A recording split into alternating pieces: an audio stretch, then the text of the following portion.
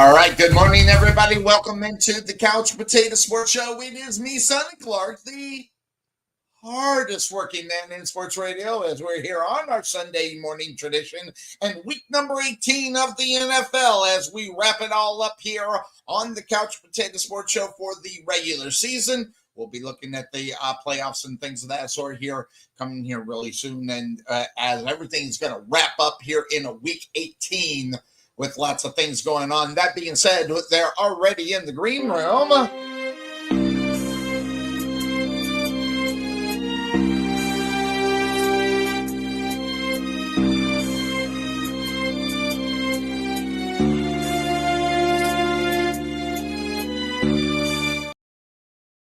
The other one in the wait, what happened to Obi's intro? Did I just kick it out? Where the heck is it? Well, I'll just bring him in. I don't know where your intro is, Obi. How you doing? Good to see you. I must have. I've been moving things around here in the thing since the season's over, and I can get my stuff back in on the regular. And I know you're thinking to yourself right now that not having your intro. This stinks! This is total BS! I understand. So, but I'll make sure I find it again. I have it somewhere. I just don't know where it is. Good morning, gentlemen. What's up with the? You got a cold? You're not feeling well? No, it's cold. It's cold as hell up here. Yeah, it is. Yeah, don't you got a heater? You know, it's a new invention. It's called the heater. Do you have one? Yeah, I have one. Problem is, I have a house that doesn't have any central heat or air. Oh, so, well. So thanks for bringing that up there, huh? Missed a big time. An asshole. Yeah, but how much your rent is nothing. So yeah, I don't even want to hear it. Of course. Right here. I just moved it and I couldn't find it. So it is the only two-time winner in one season. Never mind one season. You did it in the same season. So there you go. I knew I had it. Where that really doesn't matter right now because I'm one game behind your brother. Yeah, because of the stupid ass Steelers last night. Yeah. God, I don't. Man, I'm telling you what, that Steelers offense is god awful right now. Right. Can I ask a question? I guess maybe was it a mirage? I mean, they're in the playoffs, right? They're still going to make the playoffs. They're in the playoffs. Yeah. So I'm wondering, was it a mirage? I mean, was it something that they're just trying to fake that they don't have, or I mean, they didn't need to win that game. They were, especially after earlier in the day when the Ravens won, they didn't need. I mean, they're not going to change their position. So I think they just went out and handled that like a practice more so than an actual game. I don't know. It just, Podfather was, him and I were kind of texting back and forth, and it was like, am I missing something here? I mean, if I'm not mistaken, they've lost now 4 straight, right? Yes, they have. So they're not really streaking into the playoffs at all. They have no momentum at all going into the playoffs. That's not a good place to have right now, especially when you had a team that was very beatable last night. Yeah. But, yeah. I don't know. Yeah. It's just, Russell Wilson, and I think it was Troy Aikman kept on talking about this, Russell Wilson's reluctancy to play at the throw, like the mid-range, ball, was not just this year, not just that game. He said it's been his entire career. It's either go deep or just dump it. And that's what the Bengals are wanting them to do. Right. Just to dump the ball, keep everything in front of them so they can tackle them. And that the drive that the Steelers scored to make it 19 or I'm sorry, they might get back into it. Yeah. 17, it's like 8 minutes left in the game when they scored. 19-14, and it was like that. What pass was he throwing? The intermediate pass. And he was connected, Freiermuth. And the other thing that Cuervo brought up, I loved it. George Pickens, for him to run his mouth the way he does, that dude couldn't catch a cold last night. And is, I mean, literally, like it looked like he had a couple of bricks in his hands. Yeah, it did. It Could not wasn't catch it. pretty.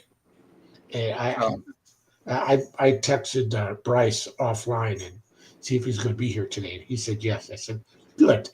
that's good. Now I go back to Anthony's question by the morning. Good morning, Anthony. He's part of our Bragging Rights Pick'em League. Question there for the God. I think he doesn't realize you are the Podfather. Why is Jerry talking so long to Mike McCarthy, or do you think Mike McCarthy is just tired and wants to leave? I was a thought because I mean, there's been talk. I mean, I mentioned this in our group chat, and I got laughed at by you, and then you posted the next day, so there might be something to it. Yeah, way to go, Sonny. Thanks a lot, Mr. Yeah, you're welcome. Yeah, I'm right there. Yeah, but I mean, the Bears have an interest in him, but I think the Saints have a bigger interest in him as well, though. And let's face it, if you're Mike McCarthy right now, do you feel better going to the NFC North, where you have 3 dominating teams and then the team that wants you, or go to the South, where the Saints and the Bucks and the Falcons and the Panthers are all kind of lumped in together, and you can actually make some big moves there.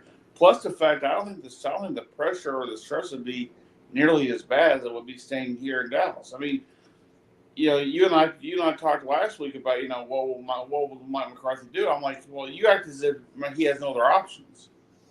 He has several options out there. I mean, he is a bona fide head coach, whether you like him or not. The fact is, maybe Jerry's system, because let's face it, no matter who we go, no matter what happens, they're coming to Jerry's system. Jerry's system is why they've been failing since Barry Switzer.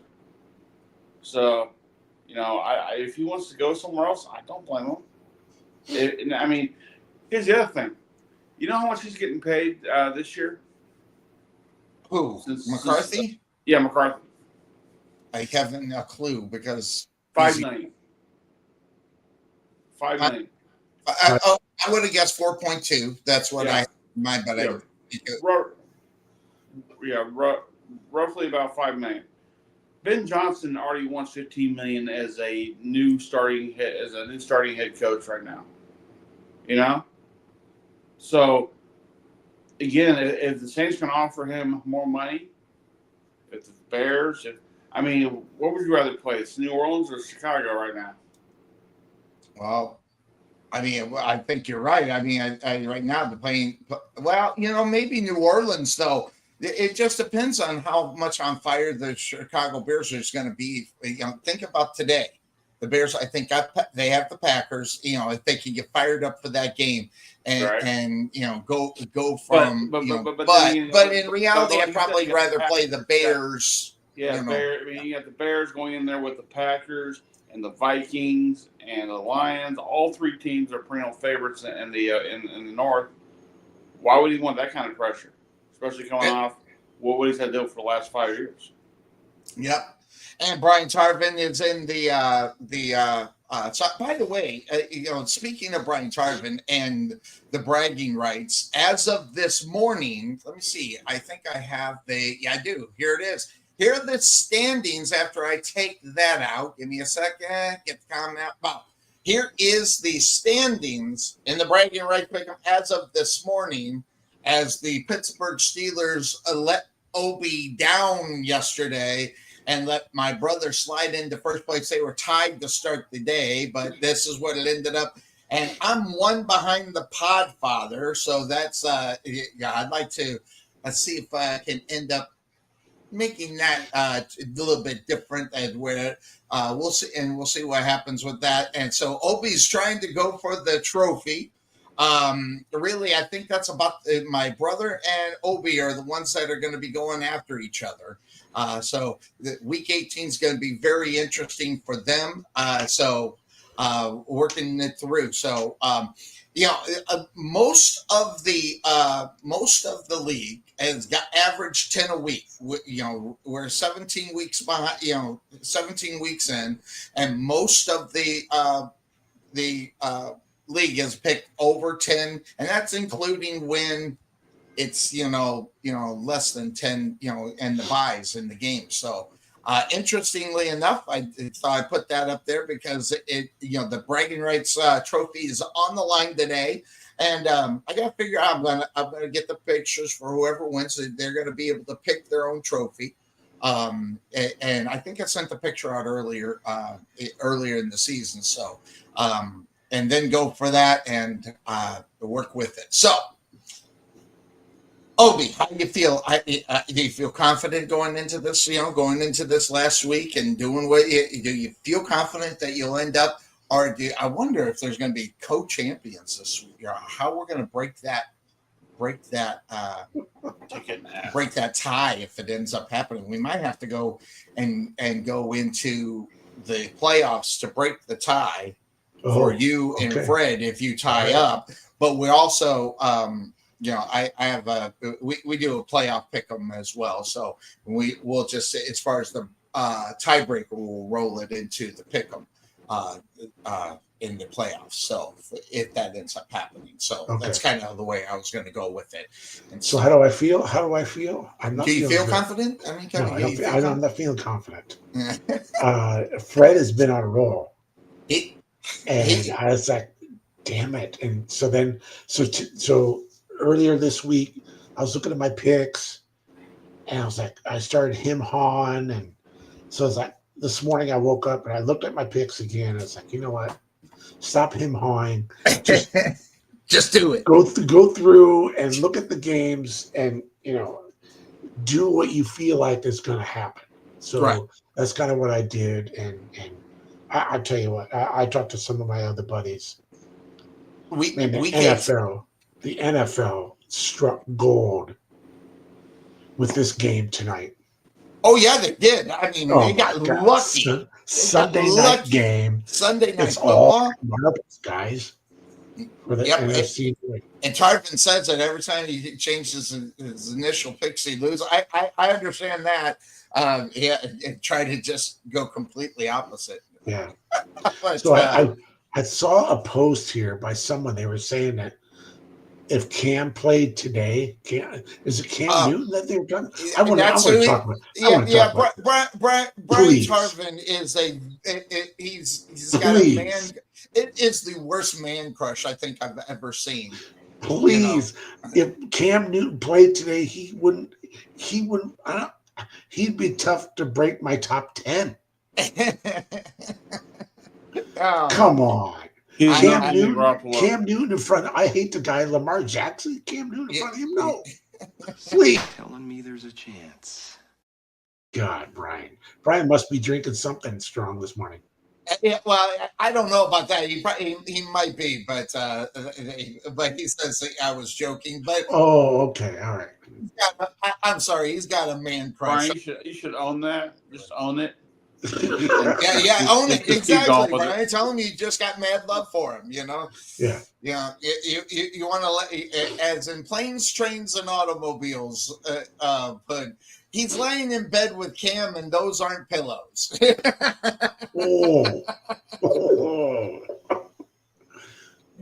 So I wonder how Bryce is feeling this morning. I don't know. There's a lot of things about Bryce, and I'm ready for Bryce today because there has been some talk, and I tell you what, I honestly think that after watching last night's game, the Steelers and the Bengals game, I honestly feel like that Justin Fields would have given them a better chance to win the game. Now, what is? I don't know. I just the Steelers are an enigma. You know what I'm saying? There's something right now. I don't know if I could take what I saw yesterday seriously, because literally there was nothing to gain to win that game.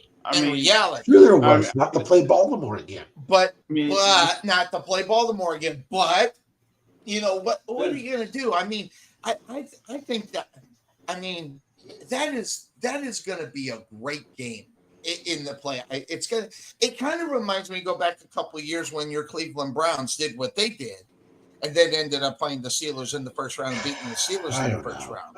It's just kind of like one of those things, and I just The Steelers' defense looked just as bad as the offense yesterday, though. So I mean, no matter what you put Justin Fields in there, you still got that same offensive line, those same receivers who are playing just as bad. I mean, Kenny. I mean, what's his name? I'm Pickens would have the same game with Fields as he had with Russell Wilson.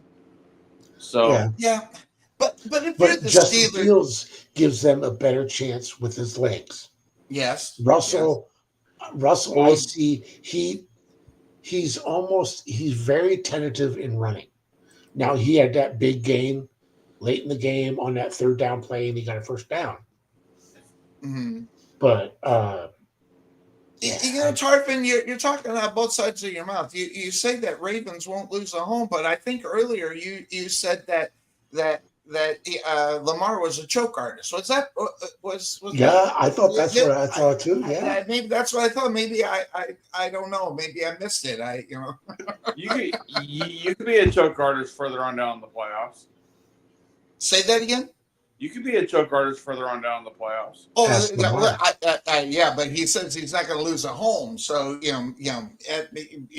those. Well, I mean, I'll tell you right now, if the Ravens go and they bitch slap the Steelers in the first round of the play, you really do need to watch out for the Ravens. Yes. You really do. In my fact, you need to look out for the Ravens now, but more in the fact I do want to see what here it is. He's a choke artist. And he is right. Now there's a double whammy in the backfield. And here's another thing. I don't think they showed that a lot this year. I think we'll see that a lot in the playoffs. The option play to Henry. I think that's going to be there. Lamar. Well, will he option in or not, or will he keep it? I think we're going to see a different Lamar Jackson in the playoffs. And I could be wrong. I normally am. But as Father will admit, up yours. Anyway, but I just think that game didn't mean anything. But at the same time, I think you needed to show something. And they didn't show anything. So and they hadn't shown anything for 4 weeks before that. Yeah. So I'm telling you, if I was a Steelers fan, I'd be really, really worried. It's one and done. Yeah. Yes, he did choke last season. He did choke last seasons and at home but that was the Chiefs. So I don't know if you want to call that really a choke, but against Pittsburgh, maybe. I'm not sure, but here we go, and that is a big thing that happens. Zay Flowers may not and won't play next week. It just depends on, but I think Anthony's right. So Flowers, his guy that I don't know if you've ever watched the show for very long, but we are always saying Baltimore needed that guy at the wide receivers that could be his number one. Well, they got him in the draft with Zay Flowers. So, I don't think really, to be honest, I think Pittsburgh is a mirage. They are a mirage, and that they don't show up in really big games. So we'll find out what happened. I get what Brian Tarvin is talking about, but that being said, of course, that's the name of this show. Interestingly enough, the Pittsburgh Steelers. I mean, Tom Edwards would be turning. This is what's great about sports. This is what the greatest thing about sports is. You play to win the game. Hello? You play. Oh, you play to win the game. And I hate Week 18 because everybody knows they're going to get their money and they know if they're going to be in the playoff. Now, the only games that are going to be on there are teams that are on the bubble trying to get in. So, as far as that's concerned, that it's kind of the way that it works. And that really drives me nuts because this week 18, is the toughest for the picks in reality. But as of right now, the way the playoff picture looks after Week 18. Now, granted, we had 2 games yesterday, so this was before that. So I don't know if the results of any of those games, like the Pittsburgh Steelers, but I'll tell you right now, Pittsburgh losing that game will slide maybe to the 6th or the 7th seed, depending on what the Chargers do today. But as of before this is the way it works. So I think you got some up and down. The Bengals are still trying to get up there. So it all depends upon what I think you're going to see in the Denver Bronco game and the Chargers game, as far as maybe the Bengals sneaking in there. By the way, just to let everybody know, Cuervo is not feeling well. So he may or may not be in, just to give you a heads up on that. So I just wanted to get it. So the playoff picture is looking kind of interesting. And Zay, yeah, and I don't know about that, by the way. Thomas numbers were better, and not necessarily on a better team either. So, Hey, Sonny, the Pittsburgh Steelers, the worst they could be is a 6 seed. This 6 seed, okay. Now, what's going on with the Bengals? Because Cuervo normally has this on week 18, and he's not feeling well. So I don't. Bengals. All right, so the Bengals won, so they have to hope. They need the Dolphins and the Broncos both to lose today. Broncos and Dolphins both to lose today. Yep. Okay, interesting. So if the Bengals get in, they travel to Buffalo to play Buffalo. Hey, wow. I have a question. Does the NFC number 1 seed with the Lions, does that change if the Vikings beat them tonight? Yes. Yes, it's for the game tonight is for the division. It's for the division and the conference. The 1 seed in the NFC. Yeah, because in that graphic you showed, the Vikings were like a 5th or a 6th seed, so they could jump to a number 1 after tonight. The loser of tonight's game becomes the 5th seed. Wow, that's the 5th seed. Is that what you said? Yes. How is that when they got the bet that they'll be just the second? Why wouldn't they be the 2nd seed? Because they're in the same division. Because they're in the same division, the NFC. Oh, that's right. So they drop. That's right. All right. Yeah. So you're right about that. But here's the slate for today, as far as the games are concerned. Well, the first 2 up top you can take out. Say again. The first 2 games up top you can take out. Well, yeah, they're done. So those games are done, but the rest of the games are here. And really, as far as the Eagles need to continue doing what they're doing, so they got to beat them. But I don't think the Eagles can move into the number 1 seed, so that's not even worth. There are only a few games worth watching today, and one of them, even though the Green Bay Packers and Bear games, I think it'll be an interesting game to watch. I think to watch that game today. And I also think another game to watch is the Chargers and the Raiders. The Raiders are looking to maybe slide the Chargers down a little bit in the standings, and then whether or not the line for the Broncos and Chiefs. The Broncos got a big line because the Chiefs said they're not starting any starters. So straight out, that's not happening. So the Broncos are actually favored in this game by 14. So and then of course you got Sunday night football. For they couldn't have planned that any better as far as the schedule was concerned, and going in there. But that also being said, going into the playoffs, guys, take a look at this. 3 straight road wins to reach the Super Bowl this year. Okay, since they expanded the playoffs, these are the teams that went on the road. So they're since '78, there's only been 5 teams to run that on the road thing to get to the Super Bowl. I thought that was a very interesting thing to look at as far as what is going on. Yeah, home against Chiefs. Wait, where are there we go. Here we go. Here, sorry, Zay Flowers, yes, and I don't know. Is that the deal for Obi? So what's the question? The Falcons need to win and have Tampa Bay lose in order for that to happen and to win. That is correct. Division, to get that division. It's an interesting division of football, as far as that is concerned. So if any team, I got the playoff scenarios. So if anybody wants to know, I can look at it and we can figure out I got the scenario right up here. So Good, very good. We can we'll look at it. Standing in for Cuervo because he usually has that for us. The Chiefs will still win. I don't know. I'm not picking the Chiefs. I mean, so Chiefs are sitting too many players. Yeah, I mean, but then again, that's a good football team, and this is a good game for them to go in there and show that they can back up and really good, regardless of the situations. And so the Dolphins lose at New York. And then the Bengals get in, and that would be the story of 2024? By the way, if that ends up happening, that would be the Bengals need the Dolphins and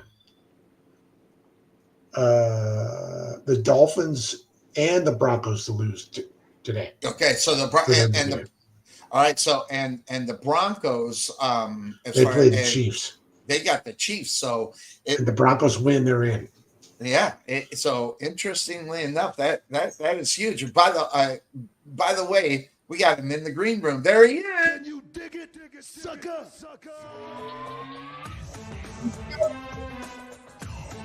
What's going on with this football team? But I don't know. I think I'm on the Steelers side, and the best smile on the internet being the one, the only. And he's got that look. Oh my word! Oh word! It goes back. This is what it is. Where's that or this one? Where's that yellow towel? Usually on his shoulder. Oh yeah. Where's the? Did he burn it up? The game is over. I wear the towel going into a game. Oh, okay. Now. All right, so I'm going to ask Bryce. That game yesterday, I think you'll agree that was dumpster fire of a game. I mean, it really was. I mean, but I'm gonna ask the question. I'm going to be the Steeler fan. I'm going to be the Bryce from Brooklyn backstop. They had nothing to lose in this game. Did they? After they knew the Ravens won earlier in the day, it didn't matter if they won this game or not. In reality. Now, granted, you don't want to go against the Ravens or anything, but you know what? That's a good game to go into the playoffs with and say, we went in and we bitch slapped the Ravens. Now you're going to have to worry about us. So I'm trying here, Bryce from Brooklyn. Was that a mirage that we saw out on the football field yesterday by your Pittsburgh Steelers?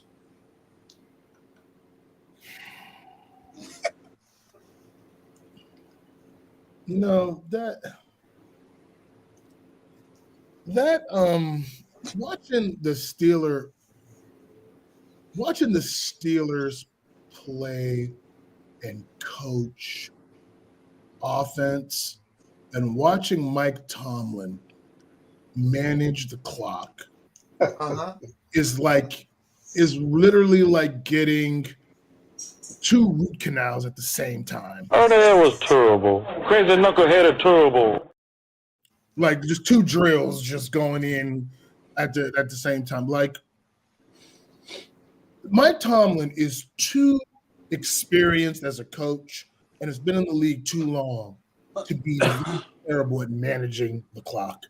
Mm-hmm. I mean, it is. It's almost to the point where it's almost like a troll. It's like he's giving a middle finger to 2024 football and the way that teams think about clock managing the clock, getting your team prepared to score. It's almost like he thinks everyone's going this way, I'm going to go this way, and add to the way that I want to muck up a game and make it as ugly as possible, and we'll win in the end. It was junior varsity watching him manage the clock during that game.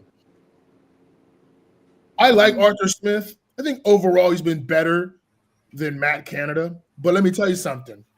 There have been some warts that have really shown up. That offensive game plan yesterday was horrific. Yeah, it wasn't really a game plan. It was horrible. Horrific. It's almost like Mike Tomlin whoever imprints this.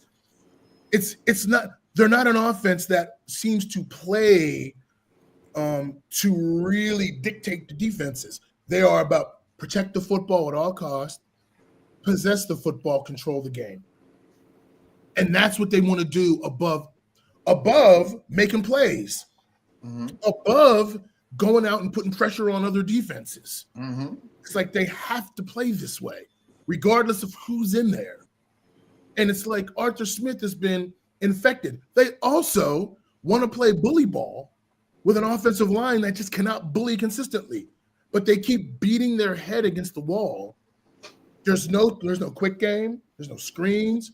They don't try to run out of spread formations. Don't do any of that. They still want to run 2-3 tight ends out there, try to pound you. Their offensive line can't do it. It is amazing to watch them consistently do the same thing over and over and over again, and I think they're going to get a similar result. They thought, isn't that the definition of insanity? I mean, yes, they thought they were gonna single up Dan Moore and Corey Trice on number 91 and number 5. That is a choice. It's just it's the game. The game plans are suspect. I think they are so committed to we're going to play this way that they don't play smart.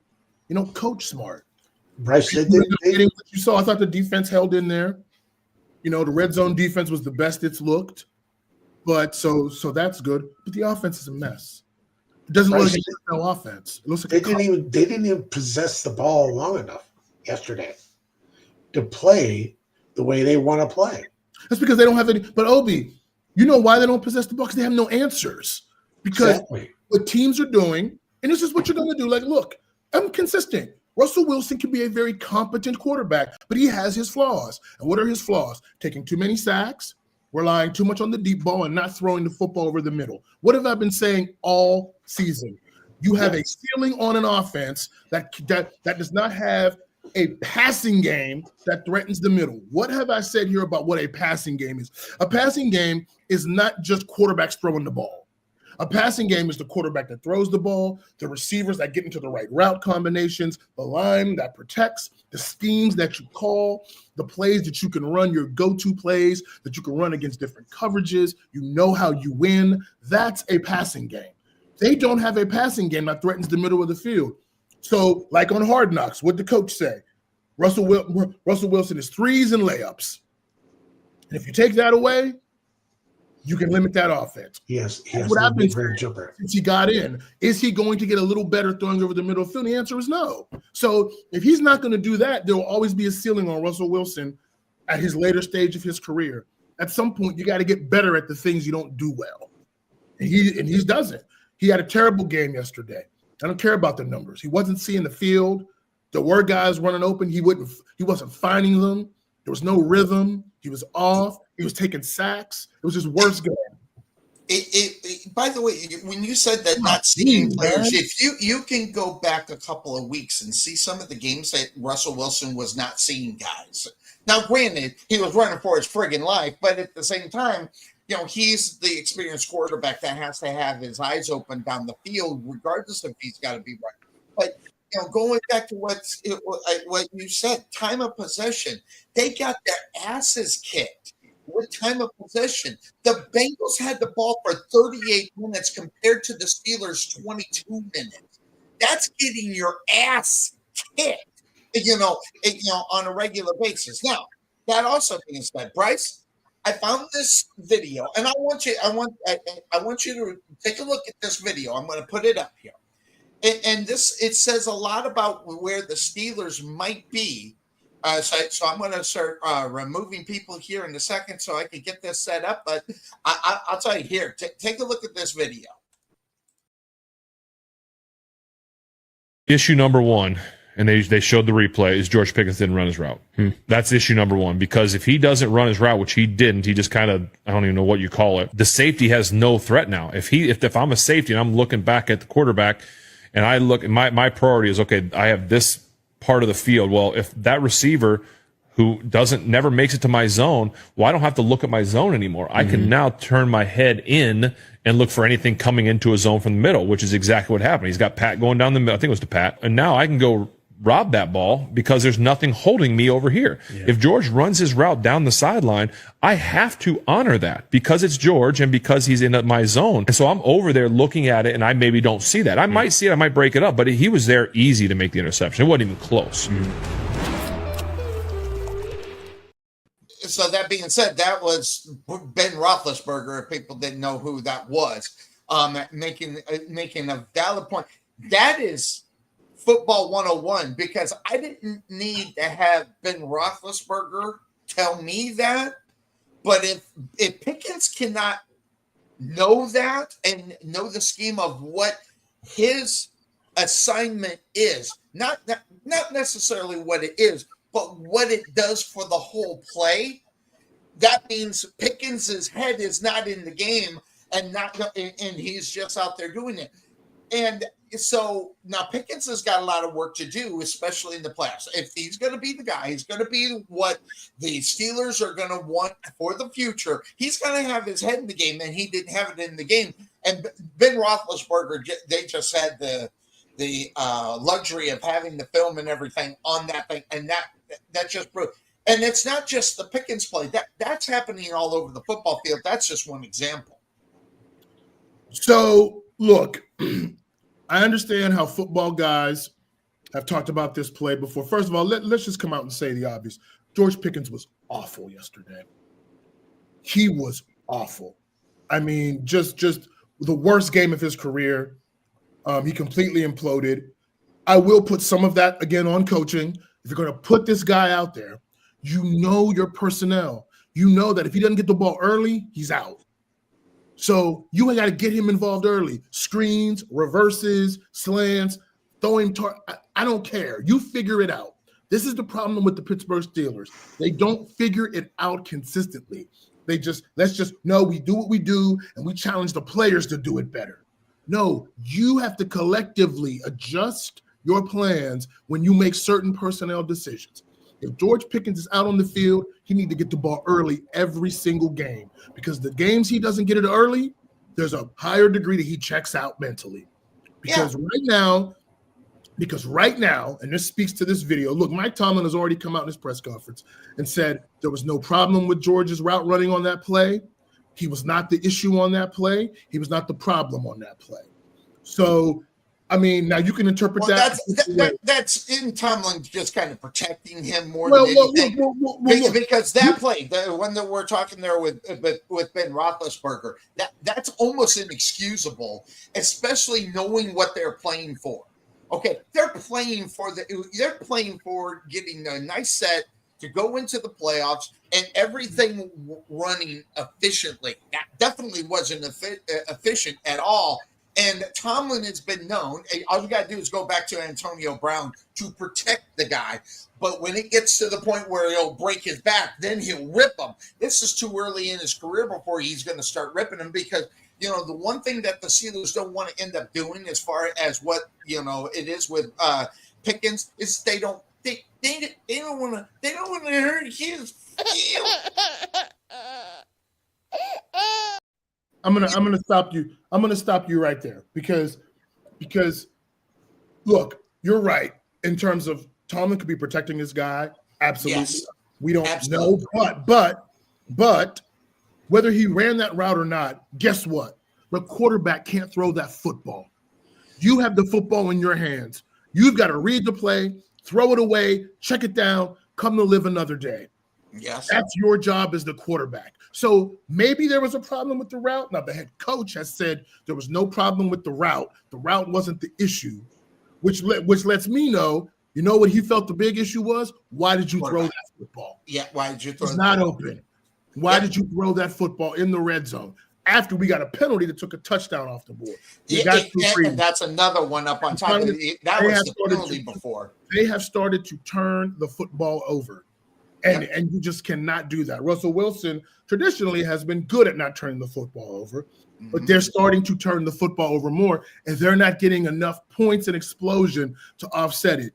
Time of possession is great. Everyone wants to possess the football. We know this. You know what negates that? When you're finishing drives and scoring. Because if you've got 22 minutes of time of possession, but you put 3 touchdowns on the board, then Time of possession can be misleading. The problem with Pittsburgh is that they are restricted. They have to play a certain way to win. And you're not always going to be afforded the ability to play the way you want to play to win. You have to find other ways to win. You're not always going to be able to get 3 turnovers. You're not always going to be able to possess the ball. You got to find a way to adjust in game and do what's needed to be done in the game. You're not always going to be able to bend the game to your will. And that's what Tomlin tries to do. And when it works, it's cool. But guess what? There's a ceiling on that, which is why we're getting 9-7-1, 9-8, 10-7, 10-7. The floor is good, but in order to get to that ceiling, you've got to be more dynamic. There's got to be more playmaking. There's got to be more coaching adjustments. And so in terms of George Pickens, and this as a football player, I'm talking his tape. I don't know George personally. George Pickens on tape is too lazy and immature to be a number 1 wide receiver right now. On tape. I'm talking about his film, because number 1 wide receiver is not only catching and being talented, it's precision, it's routes, it's feel for the game, it is consistency, it is doing the routine things routinely. That's what makes you, along with talent and playmaking, that's what makes you the number 1 receiver.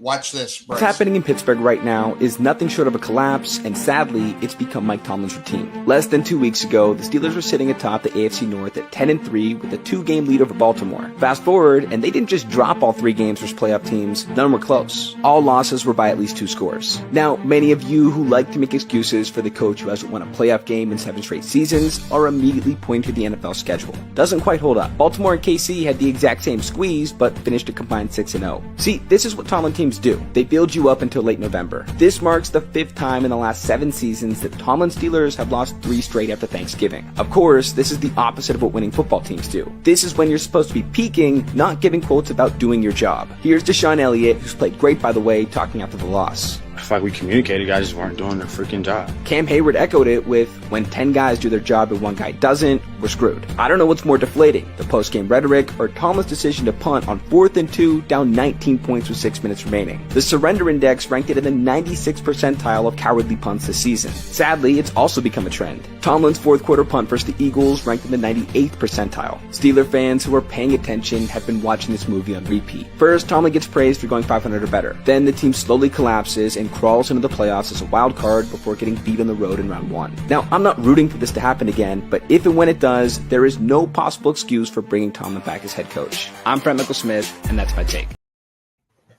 No. I tried to get him on the show, by the way. I have to respond to him. The record might be the floor. 9 wins, 10 wins. But the video is misleading, because how about in 2021 when they had to win their last 2 games and go on a win streak to make the playoffs? How about 2022 when Kenny Pickett won 3 games in a row, I believe, to get that team to give that team a chance to go to the playoffs, when they beat the Raiders, then they beat Baltimore coming from behind, and then they beat the Browns but couldn't make the playoffs. How about 2023 when Mason Rudolph came in at the end of the season and won 3 games in a row?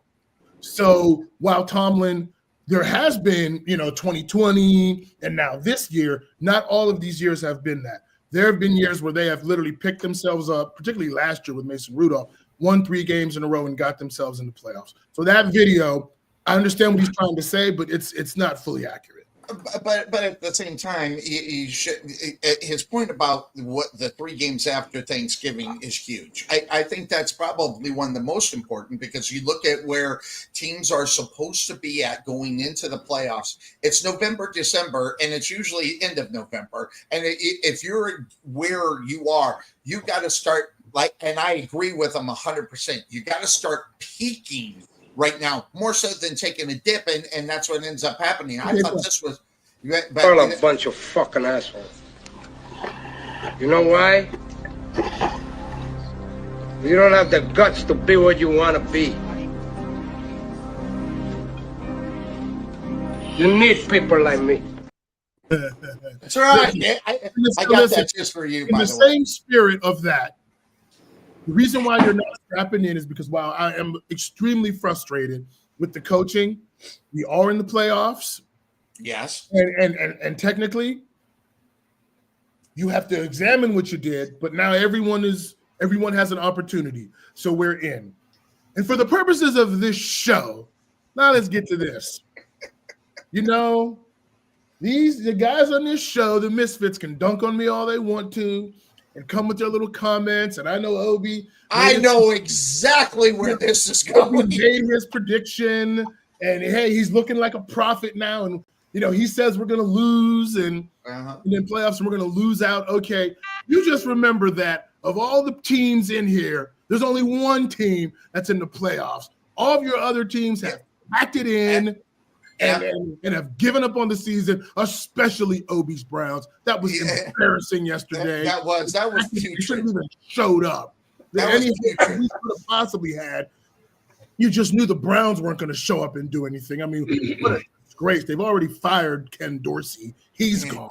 So you guys can laugh all you want to, but when you're getting your little jokes off, just remember your team is sitting at home, and at least my team has a chance to do something. Yeah, hey, listen, I knew exactly where that was going, and he is 100% right. So the Podfather can get out the chairs and hit me over the head with them because they beat us, but his team is still at home, and they've got fans making diss records for the Cowboys that are absolutely hilarious. And I post on my Facebook. So you guys can sit and chew on that. Yeah, I saw your Facebook as far as the Cowboys were concerned, and you're not wrong. It is not a good thing. And Podfather, get your butt back in here. I think he fell asleep. And that includes the fine co-host of this show, him too. He can come on here when he comes on and have his little jokes and snide comments. All y'all teams is sitting at home. The Bears are who we thought they were. Go ahead, Obi. Go ahead. Let's hear it. No, I just want to say that didn't you and I have like a Facebook's messenger chat? And I said I was going to be nice today. You be whatever you want to be. You be who you are. You be what you want to be. Hey, I will agree. Yesterday's game by the Cleveland Browns was atrocious. Blasphemy! The blasphemy! Bad football. They looked disinterested. They looked like, oh, God, we have to go out here and play the Ravens? Oh, my God. Mm-hmm. Let's not do anything. Let's bring in, what was his last name? Zappy? Who? Yeah, well, I know who Zappy is, by the way. My God. He was a Pittsburgh Steeler, or he was a New England Patriot backup, and he played a couple games over there. Myles Garrett is the guy. I like him. He's a Cleveland Brown. He's a good guy. He's not the best defensive lineman. And he wasn't last year, by the way, either. He was not. Yes, he says he's the MVP. TJ, you got a lot of numbers. TJ Watt was that guy. I don't think he's been better than Trey. Trey's been better than him this year. Yes. Listen, shout out to 91. I have always gotten on 91 and said, against Pittsburgh, you've been good, but you ain't really had a signature game. He had a signature game. Last night game was signature game. You couldn't block him. Couldn't do anything with him. Dan Moore was just getting schooled, and they kept putting him out there one-on-one over and over and over. What's the Browns? Again. We're talking about the Trey Hendrickson for the Bengals. Oh, okay. Over and over again. He had his signature game yesterday. He just couldn't do anything with him. They didn't chip him consistently enough. They didn't get the ball out quick. It's just disgusting to watch. Yeah, it was. And that's how I felt yesterday watching the Cleveland game. Yeah, disgusting. I wanted to vomit. And we have 3 wins. 3 wins. 2 of them are one against the Steelers, one against the Ravens, which both were lucky that we won. And so, and I don't know. I think somebody was asking me about the Browns and saying something about Cam Ward. Oh my God, please stay away from him. For the University of Miami.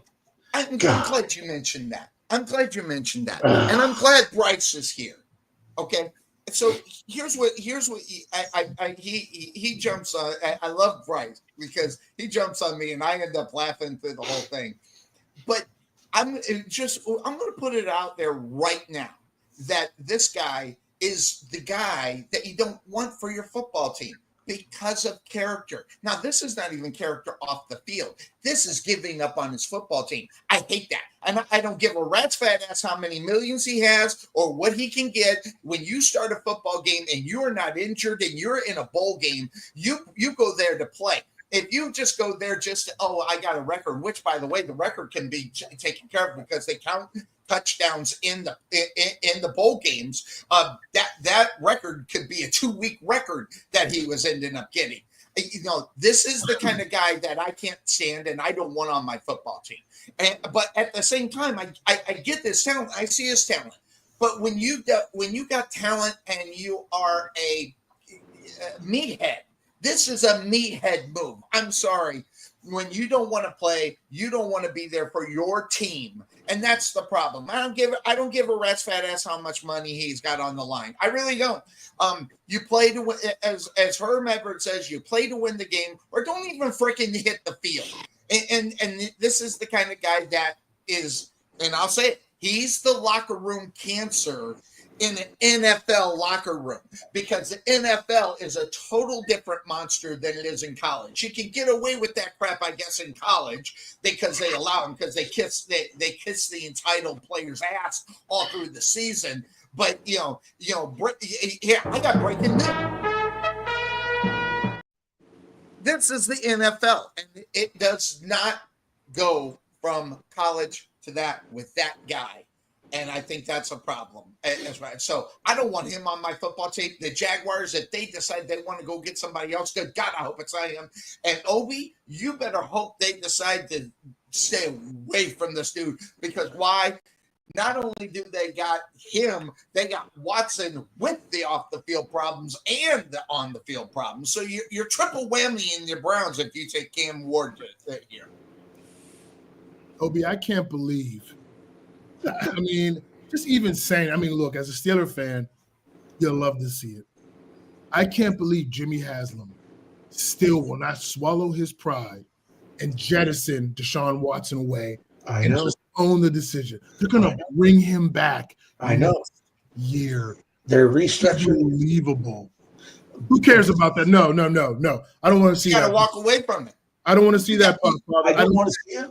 I don't care. So what? That's why they're doing it, Pay him to go away.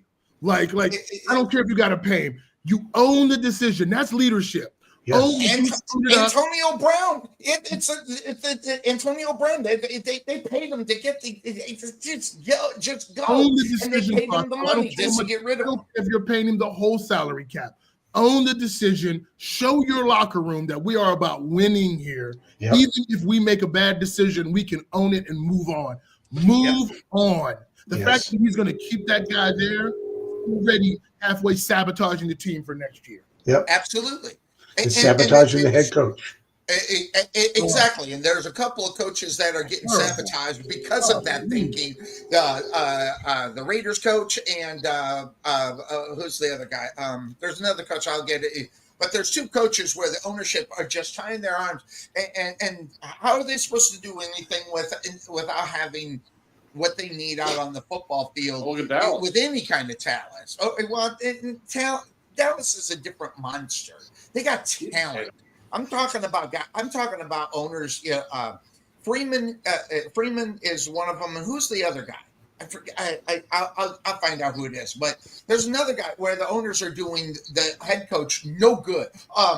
As far as that is concerned, it's like in the Raiders case, you start out the season, you're going with. It should be embarrassing. That's what it is. It's the mediocrity or the love of whatever they got going on. Why don't you just say we're going to suck this year instead of, we got a good chance with Gardner? Because you're trying to sell tickets. Say again? Because you're trying to sell tickets. You can't tell your fans, hey, we're going to suck this year. Don't come see us. I understand that, but you're already telling them that when you got Gardner Minshew as your starting quarterback in the NFL. But the thing is, and I mean, owners are the true magicians and all this stuff. They have to. They'll sit there and mind up the fans and they're going, guys, we got a lot of hope this year. We got a lot of promise. You know, we have this guy who's not gotten a fair shake. We're going to give him that fair shake here. Come watch him play. And they're diehard fans, and they're out there. They'll sit there and go, yeah, I agree. I'm 100% with you. And they'll show up, and they'll buy the tickets and everything else. Down in Arlington, they got the same thing. Godfather, the Cleveland Browns have given Deshaun Watson a fair shake. He's done. Hey, I'm not saying they haven't given him a fair shake. I'm saying the problem is if you let him go, you take the salary cap dump on that, and you're out that many millions where you can't give that to free agents, then you bring in tier 3, tier 4 type players to help rebuild the team. No. But you're showing your fans that you're done with this. You can say your fans out all you want, but the thing is, if you don't produce right then, but you got to do something. You got to do it. I 100% agree. The thing is, you're screwed either way you look at it. You really are. But you do that to yourself by giving that guy that kind of money. But again, we're going to go back. He's coming back next year, so that's another effing year that we're done, because he has proved that he cannot play anymore in the NFL. I don't care what team it's with. He cannot play. He just mentally is not there anymore. No. And so with us bringing him back again next year, when next year's gone, if we let him go at the end of next year, then we're still be 2 years, 2 to 2.5 to 3 years that we're going to try to build this. The further we keep him on our team, the further that window goes out. No. And that's what I'm saying.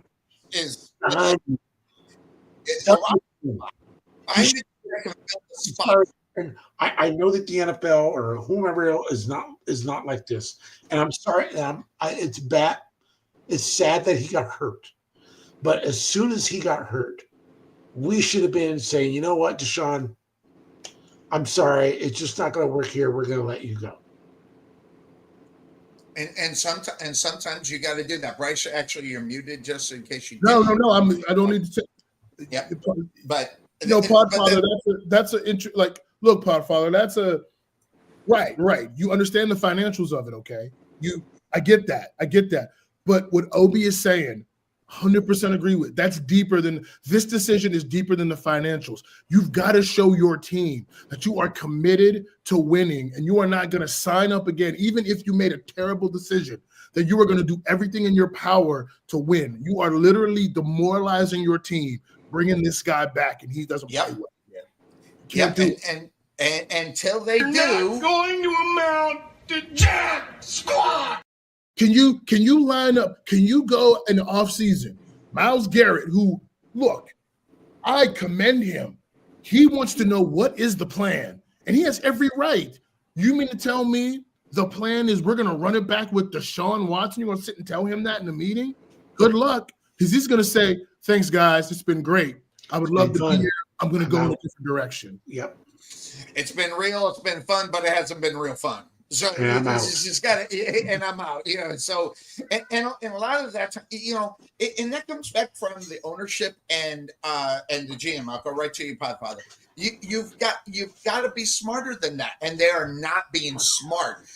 Outside of that, take away from the money factor. How about you're telling your team, that we're going this direction, and we're not interested in going to the big game, because when you start the season out with Gardner Minshew, and I'm gonna blast this all day long, and I'm gonna blast it at the beginning of next year. Teams that go with mediocre football players, especially in vital positions, okay, that being the quarterback position, you can't take that team seriously at all. You want to know why? Because I know I'm smarter than that something. And that says a lot about it. Go ahead, Podfather. Okay, here it says currently report is that the Browns were to release Watson after June 1st of this year. They would have to deal with a dead cap hit of nearly $119 million in 2025, followed by almost $73 million in 2026. So that the financial part of that is there. Now, as you said, you can't start into a season with a team that's that's got a tier 3 quarterback as your starting quarterback. Where are you going to find a tier 1 quarterback do this when you have that kind of salary cap hit? I mean, they're screwed either way. They really are. Okay? So if they let him go, they can't afford nobody. If they keep him on there, hope for the best, but expect the worst. That's kind of the mindset that would have to go into that. So I understand why they're not cutting him, why they don't try to restructure his contract or whatnot. And They did. They restructured it again. Yeah, well, hand enough. No, I'm telling you, dude, you're just pushing it out. You continue to push it out. What he needs to have is a Bobby Bonilla type situation where he gets $1 million a year for the next 30-something years. Okay, yeah, something like that. Yeah. Listen. Way, that was the best contract in Major League Baseball history. Podfather, you are forgetting about the third option, which is the option the Browns should take. You do not cut Deshaun Watson. You deactivate him and tell him we no longer want you coming. We'll pay you to go away. We're going to deactivate you for the season. And if you want to go play somewhere else, we will oblige, but you will work a buyout with us.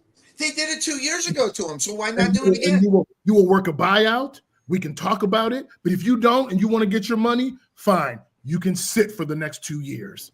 Yep, and you're not going to play anywhere else. Not playing. We're going to tell you to go home. And he's not going to play anywhere else. Sonny, you're right. He has proven that he is not good enough to play in the NFL. I'm sorry, it's just let it go. And you deal with the fallout. If the NFLPA wants to sue you, what have you, I don't know, even if they would, then you know what? You deal with it. But you say, we have decided we no longer want to move forward, Deshaun. We will deactivate you. You will go away. We'll pay you to stay home. We'll pay you every dime. Or if you want to play, you will negotiate a buyout and we'll let you go play for another team. But here's the biggest problem. Look, as sports fans, we all get that.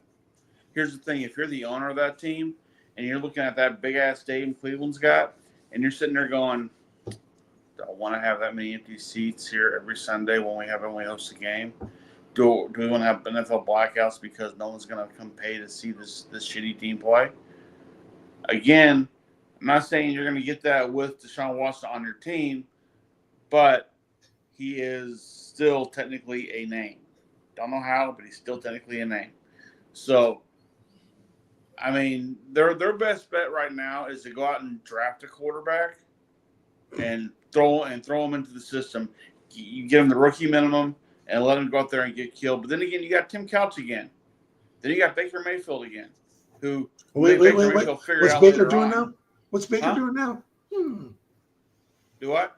I said, what's Baker doing now? Yeah, Baker now after what, 2 other teams? Yeah. But we can't hear you, Sonny. Sonny, you're muted. Sonny, you're muted. Jackass, you're muted. The Panthers gave up both Sam Darnold and Baker Mayfield. So you're getting bitched at.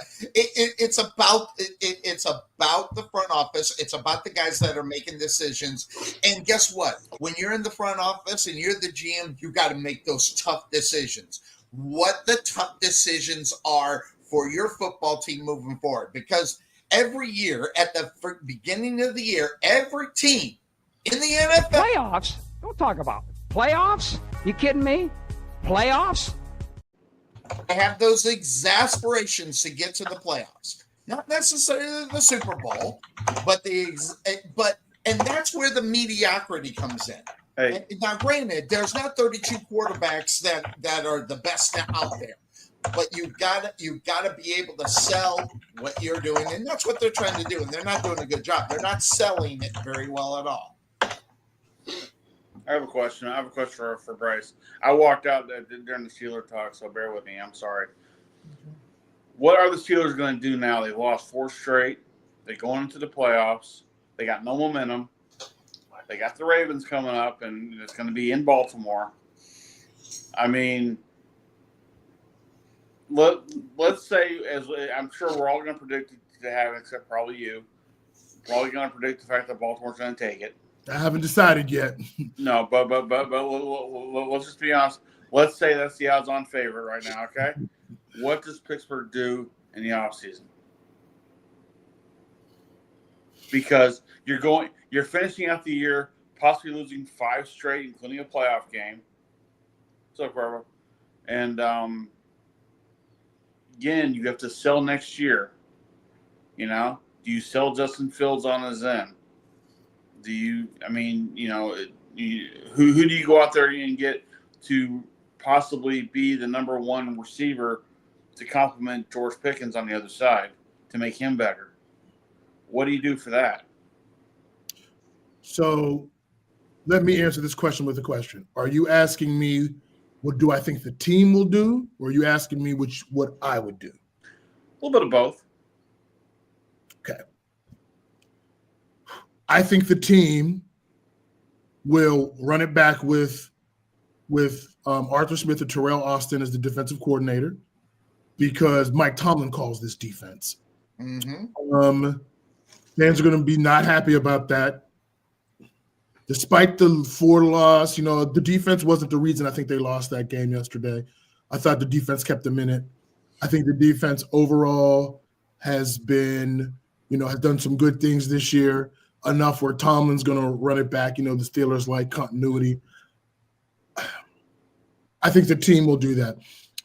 Depending on how Russell Wilson plays, I think the team offers him a contract, but it'll be more between 20 and 30 million a year for like 2 years.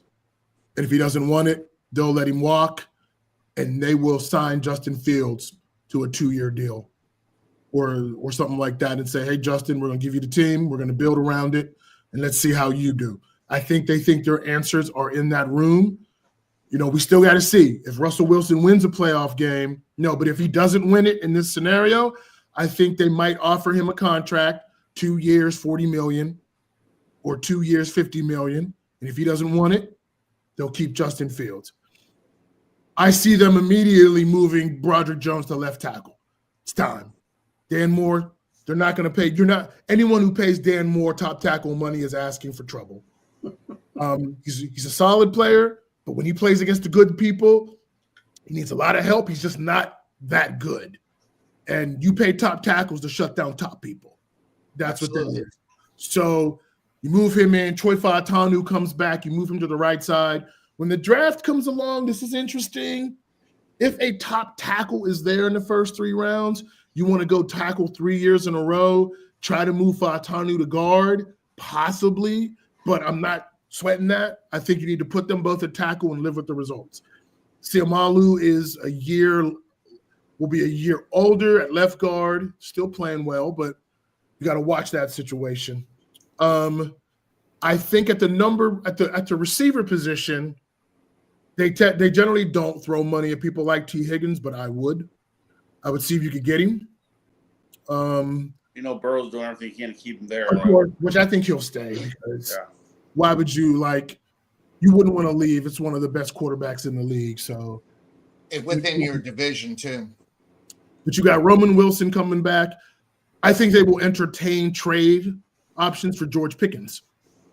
I think if the deal comes along that they can't resist, they will rebuild their receiver room again and try again. I don't think Najee Harris gets re-signed.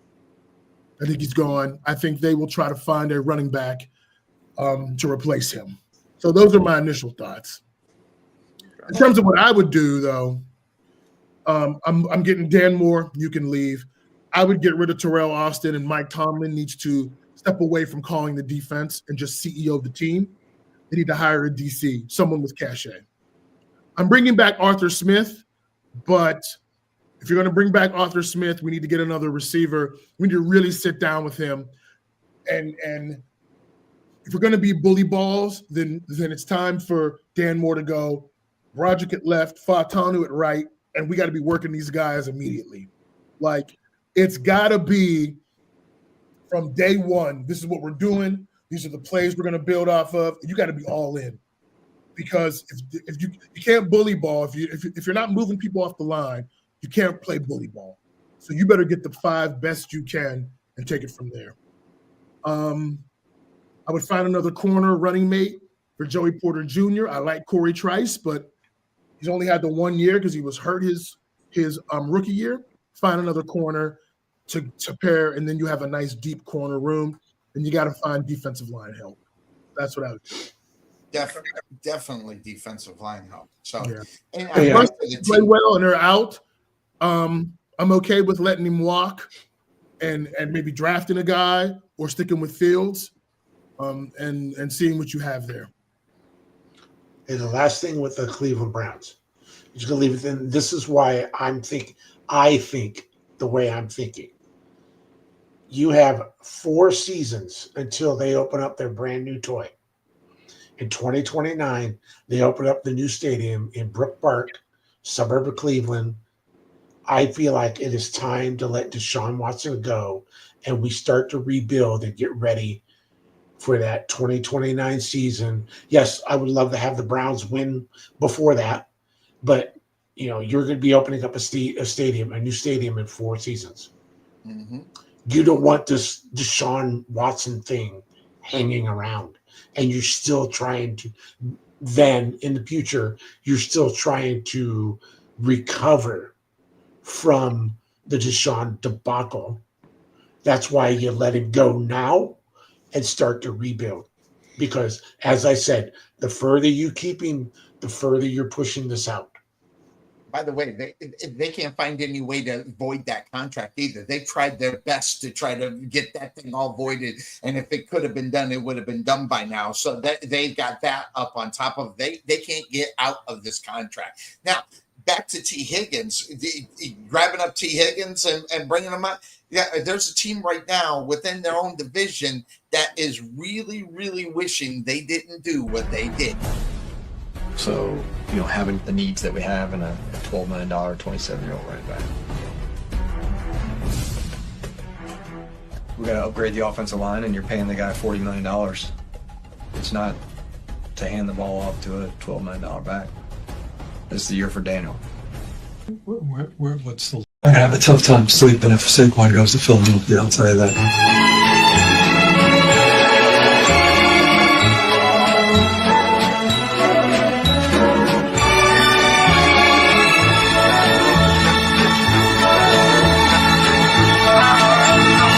Are we positive that nobody's going to pay him that kind of money?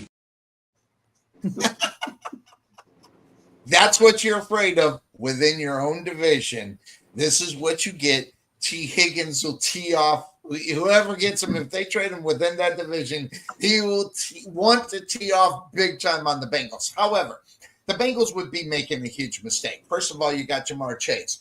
If you have a situation where Jamar Chase gets hurt, you still have a number 1 wide receiver. Say whatever you want about Higgins. He's a step up number 2, which means he could be a starter as the number 1 on any other football team, possibly wherever he goes. So you got to step up number 2. So you don't want it. I mean, and especially now, you take a look at what they're going to do. If they make the playoffs, and that's the if part of it, what they do in the playoffs and what Higgins does and how they'll spread the ball around will take away from what they'll do next year if they decide to get rid of him. It's really not a great move for the Cincinnati Bengals not to get this guy and keep him. As far as that's concerned, you got best buddies at the wide receiver and quarterback, and then you got Higgins just doing what he's doing, and then they got that other dude. I can't remember. They got a nice 1-2-3 hit at the wide receiver position. They need to continue that up on, because you don't want to go into next year with kind of a little bit of a loss there. So yeah. You have to. I know they won't be able to, but you're going to have to figure out a way of doing it. But, the money, you are right, Cuervo. I don't think, but you're going to have to figure it out if you're the Bengals. But at the same time, the Bengals have got a little bit more worry as well. Not only do they got to sign T. Higgins, okay, they got to get some offensive linemen. Okay, Joe Burrow's getting beat up. I mean, every year this guy goes down with sacks after sack after sack. Say again? You got to take out during the game yesterday for like a player or two, because he took a hell of a hit down to the ground. So well, you have 500 and some odd pounds falling on top of you. Yeah. Yeah. So anyway, I find that interesting, and how the seasons are going to end up for next year. I think a lot you can read into week 18 going into the playoffs on what your team, especially if your team's a playoff team. Never mind, I'm going to say it, and I know everybody hates it. I want them to play their balls to the wall, regardless of where they are, each and every week. But I know that's unrealistic. But guys that are on the bubble, guys that could end up on a different team, they got to show up today. So I find that very interesting, and we'll find out where that will end up a little bit later on, as far as that is concerned. So that being said, of course, that's the name of this show. Catch us 9 to noon, each and every week. As far as that is concerned, I want to roll back just really quick. As far as that, the decision to sit Saquon Barkley. This is what they decided to do. He's got 2,006 yards, so he's a 2,000-yard man. The other 8 are right there in reality. And I meant to do this one first. I wanted to see if anybody knew who the number 1 was. And I just did. Yeah, it's O.J. Simpson. Not only that, in 14 games, more so than 16 games. So you throw that up on top of it. So really, O.J. And I don't know.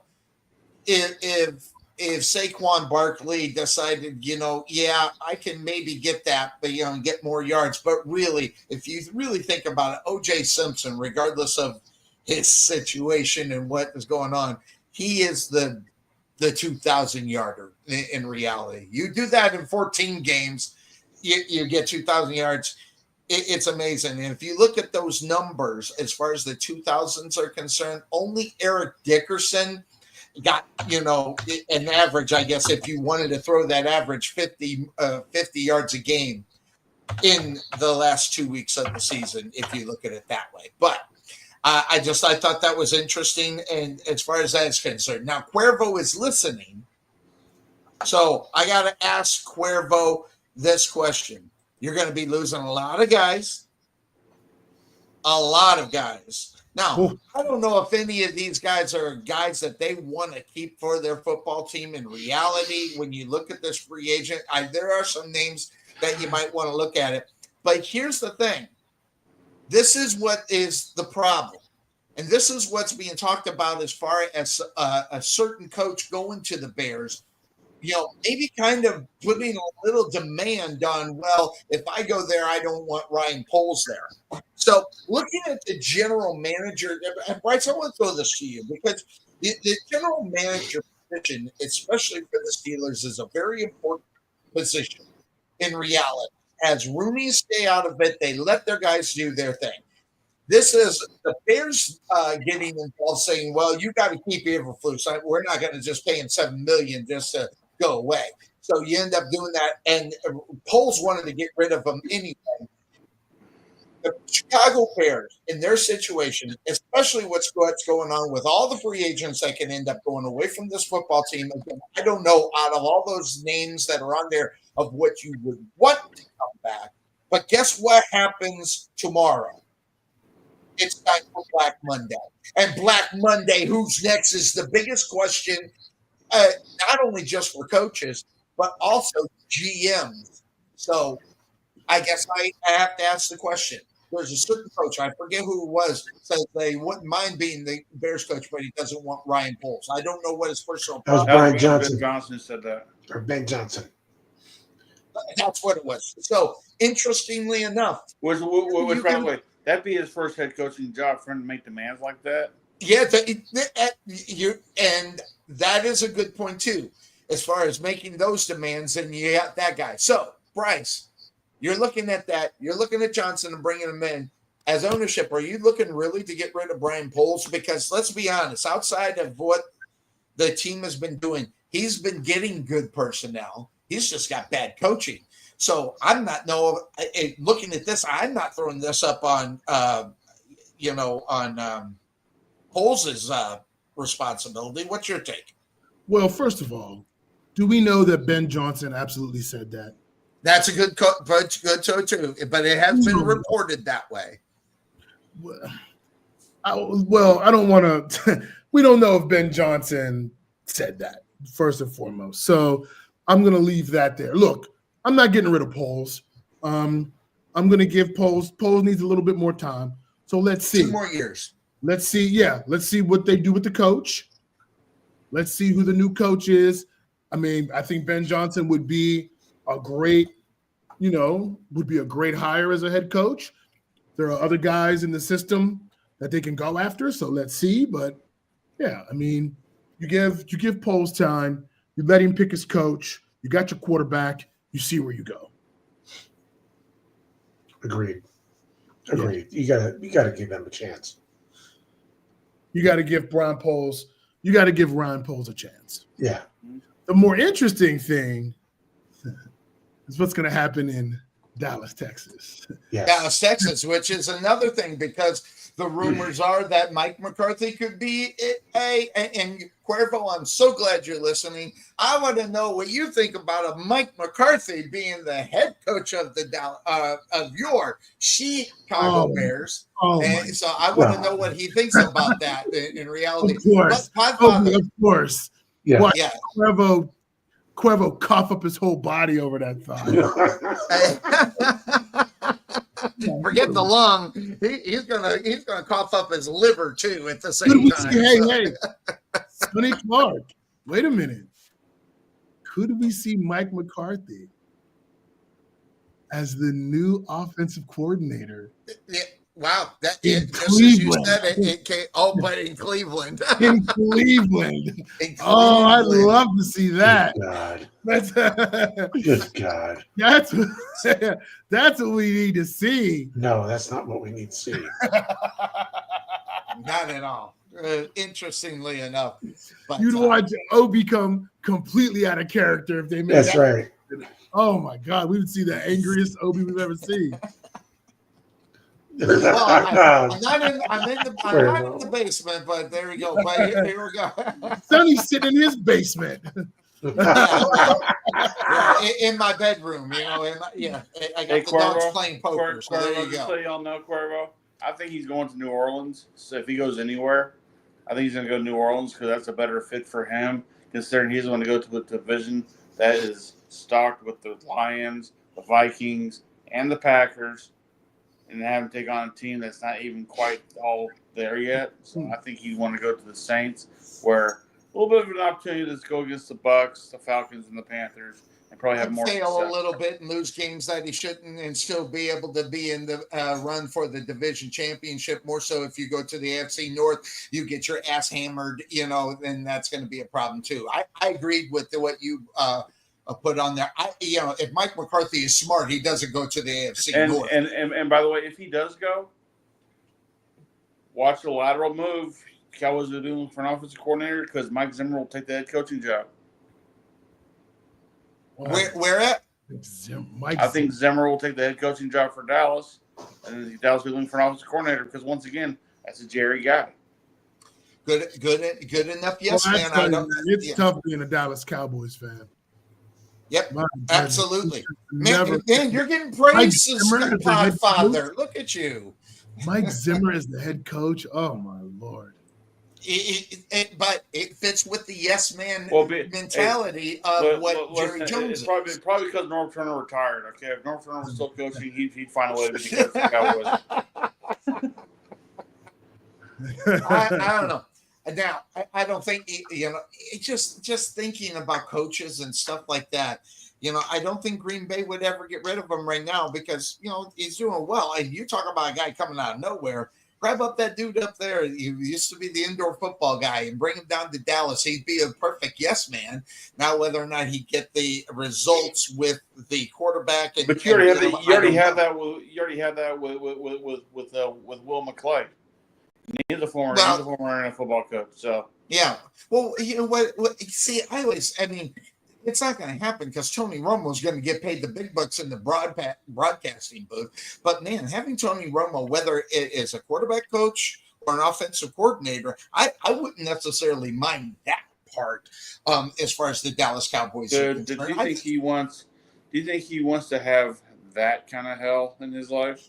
Well, hold on. He went through the hell. He broke his neck. He was Jerry was in a bar and they offered him a crazy amount of money. He was mid hump on his wife and saying, honey, I gotta go.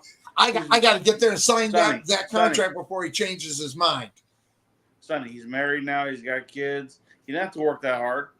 And he's still making tons of money. I know. He's good. He's good. That's the same thing like saying, hey, I think Troy would be a great general manager for the Cowboys. That'd be great, yeah, if he wanted that.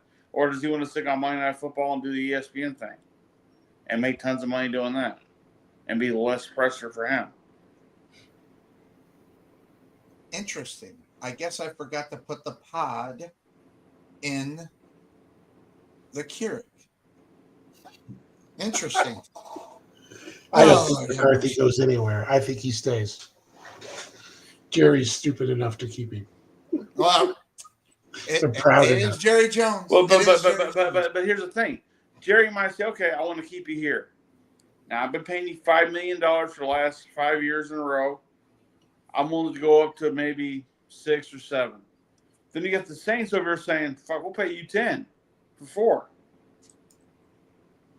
Again, we all sit here and go, well, it's what Jerry wants. It's going to happen. Well, what does McCarthy want? What if he wants to go somewhere else? He could, but good point. He's got options. I mean, and he's on the last year of that contract. I mean, right now, a more feasible job for him might be the Saints over the Cowboys because he might have more say in what goes on with the Saints than he will with the Cowboys. Or maybe how about the New York Giants? I mean, and by the way, take a look at this. This was crack up. This was a crack up when I saw it. Giants saw Sanders wearing their cleats and immediately avoided picking them, and they won that game to get them out of that first round pick. It's just classic stuff. Listen, we can laugh at that, and I don't know. OB and Sonny Clark can go crazy about Shedeur Sanders, and he's prima donna. Wouldn't want him on. He is a prima donna. They love to. Podfather. Those two love to yell at the cloud. Let me tell you something. The Giants would be silly to pass on drafting Shedeur. Well, first of all, Shedeur Sanders is not a Sonny Clark quarterback. He's right. Yeah. We all know how that goes. Yeah. He's not white, right? He's not white. He doesn't run a 7 flat 40. 7 flat 40, cannon of an arm. Yeah, he's not a lunch pro quarterback. Yeah, he's not a lunch pro quarterback. Whatever Sonny likes. Yeah, so he's not a workhorse. I don't like egos. And that's all. But you have to have an ego. Sanders represents. He represents greatness with an ego, and it's Sonny. You have to have an ego to play in that game. No, I know you don't. Yeah, you don't. You don't like. Wait a minute. You don't need to have that much of the Jacksonville Jaguars. Do we think Tom Coughlin doesn't have an ego? Oh, wait. Listen. I never liked the Tom Coughlin deal. The only reason why I like the Tom Coughlin,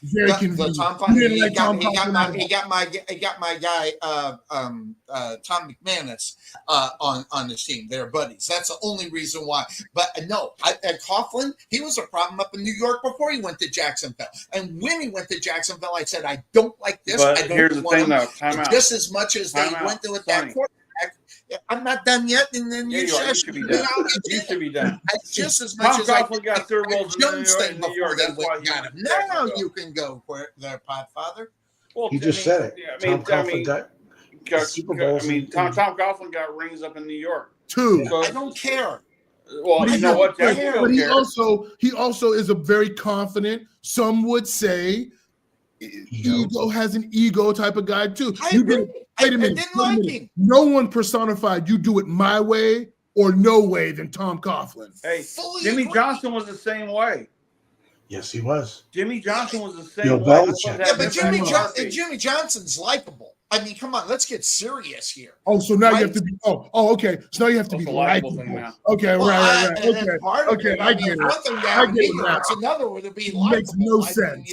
Geez Louise. This is another. So we've gone off the rails into Sonny Clark land where these takes make no sense whatsoever. Hey, it's Sonny's world and you're just living in it, okay? Johnson, no ego. All these guys at Sonny Clark just drools over. Yeah, Parcells. I love Parcells. Yeah, and that, Parcells is all ego. Right? Exactly.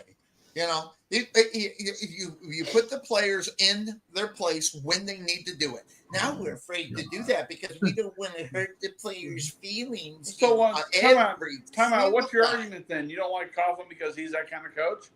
No, I don't like Tom Coughlin. I never liked him. So it doesn't even matter what he did. I never liked him. It's just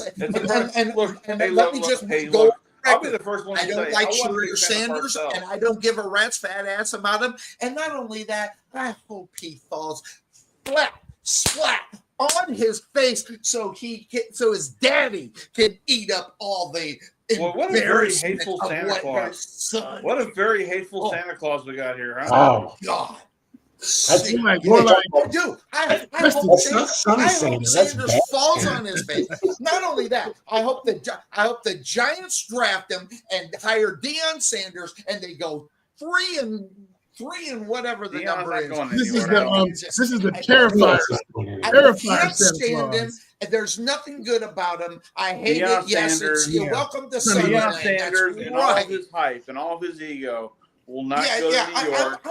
I'm impressed with Sanders. Oh yeah, I've always been impressed with Sanders on the football field. I always was. But his ego is out of friggin' control. And yet he did a great job this year with that program. Okay, if you want to call 9-4 great, he didn't do a great. They were 2 years compared to where they were at last year. 1-10. They were 1-11. I understand. And I didn't think they got the asses handed to them. He proved me wrong. They got in that bowl game. They got their asses handed to them. And boy, I'm telling you, I actually watched that game because I wanted to see it. Dude, Texas almost lost at Arizona State. I felt good about it. Yeah. So we live talking in bad the world about of Sonny hates. I'm not. Come on. I'm not. I'm saying Texas almost lost to ASU. Texas should have lost to ASU. Yeah, but they didn't. So I mean, so I'm going to ask this question. So I'm not the only one in there. Obi, what do you feel about Shahir Sanders? And why are you going to go to him for it? Like that guy? How do you? I just want to make sure I'm not the only one that maybe feels that. What do you think about? Because the Browns might be in position to draft Shador. Yeah. I don't want it. Why don't you want? Why would you not want Shahir Sanders? Why would you not want him? I'm interested to hear this. Why don't you want him? Wait, I gotta go that way. Yeah, that way. Just exactly what he said. I don't like his ego, his persona. Now, I want to. So, Bryce, you were here. We talked a little bit about Cam Ward, who's the University of Miami quarterback, who is, yes, I've gone on our little, our little Facebook Messenger page and said Cam Ward is a diva. Cam Ward quit on his team in the bowl game. Hey, I played my first half. I got my record. I'm done. That's quitting. Shador Sanders had the same opportunity, but he played in the bowl game. Yes, so I'll give him that. Oh, you'll give. Oh, okay. You'll give him that. I'll give him that. I'm not. And here's the weird thing is, I've always liked Deion Sanders. He's got that, the attitude, I'm the best that there is, and everything. I've always liked Deion Sanders. When he played, I didn't like him when he played with the Cowboys, but when he played with the Falcons and the Niners and whoever else he played with, I liked him. I liked him when he played with the Atlanta Braves. No Yankees too. I don't know. There's just something about Shador Sanders that there's something just rubs me wrong. And I don't know what it is. Is it the idea that if he go wherever he goes, his dad might go with him? No. Because I don't think Deion's going anywhere. Honestly, I think Deion is going to be at Colorado. I do too. No matter where Shador goes. Mm-hmm. Deion's there. Deion wants to prove that he could be a top-level college quarterback or a college coach for a Big Four conference team. Florida State? I don't know.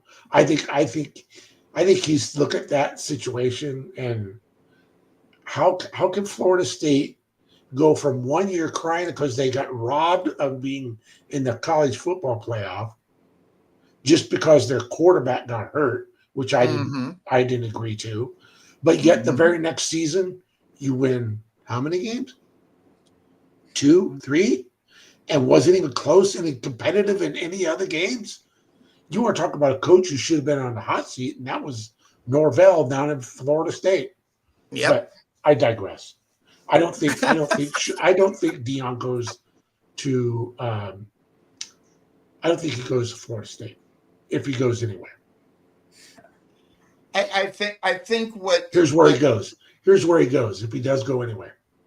Are you ready? It's like Caleb Williams, by the way. Alabama. Say again? He would go to Alabama. If Alabama got rid of that goofball that they got from Washington, if Alabama came calling and said, "Hey, Deion, we want you to come be our head coach," Deion he couldn't be on a plane fast enough. Okay. Yeah, but That's interesting. I don't think he could do what, say, Nick Saban was doing for them, though. So, I don't know. Nick Saban was able to sell what he was selling to the players. That's true.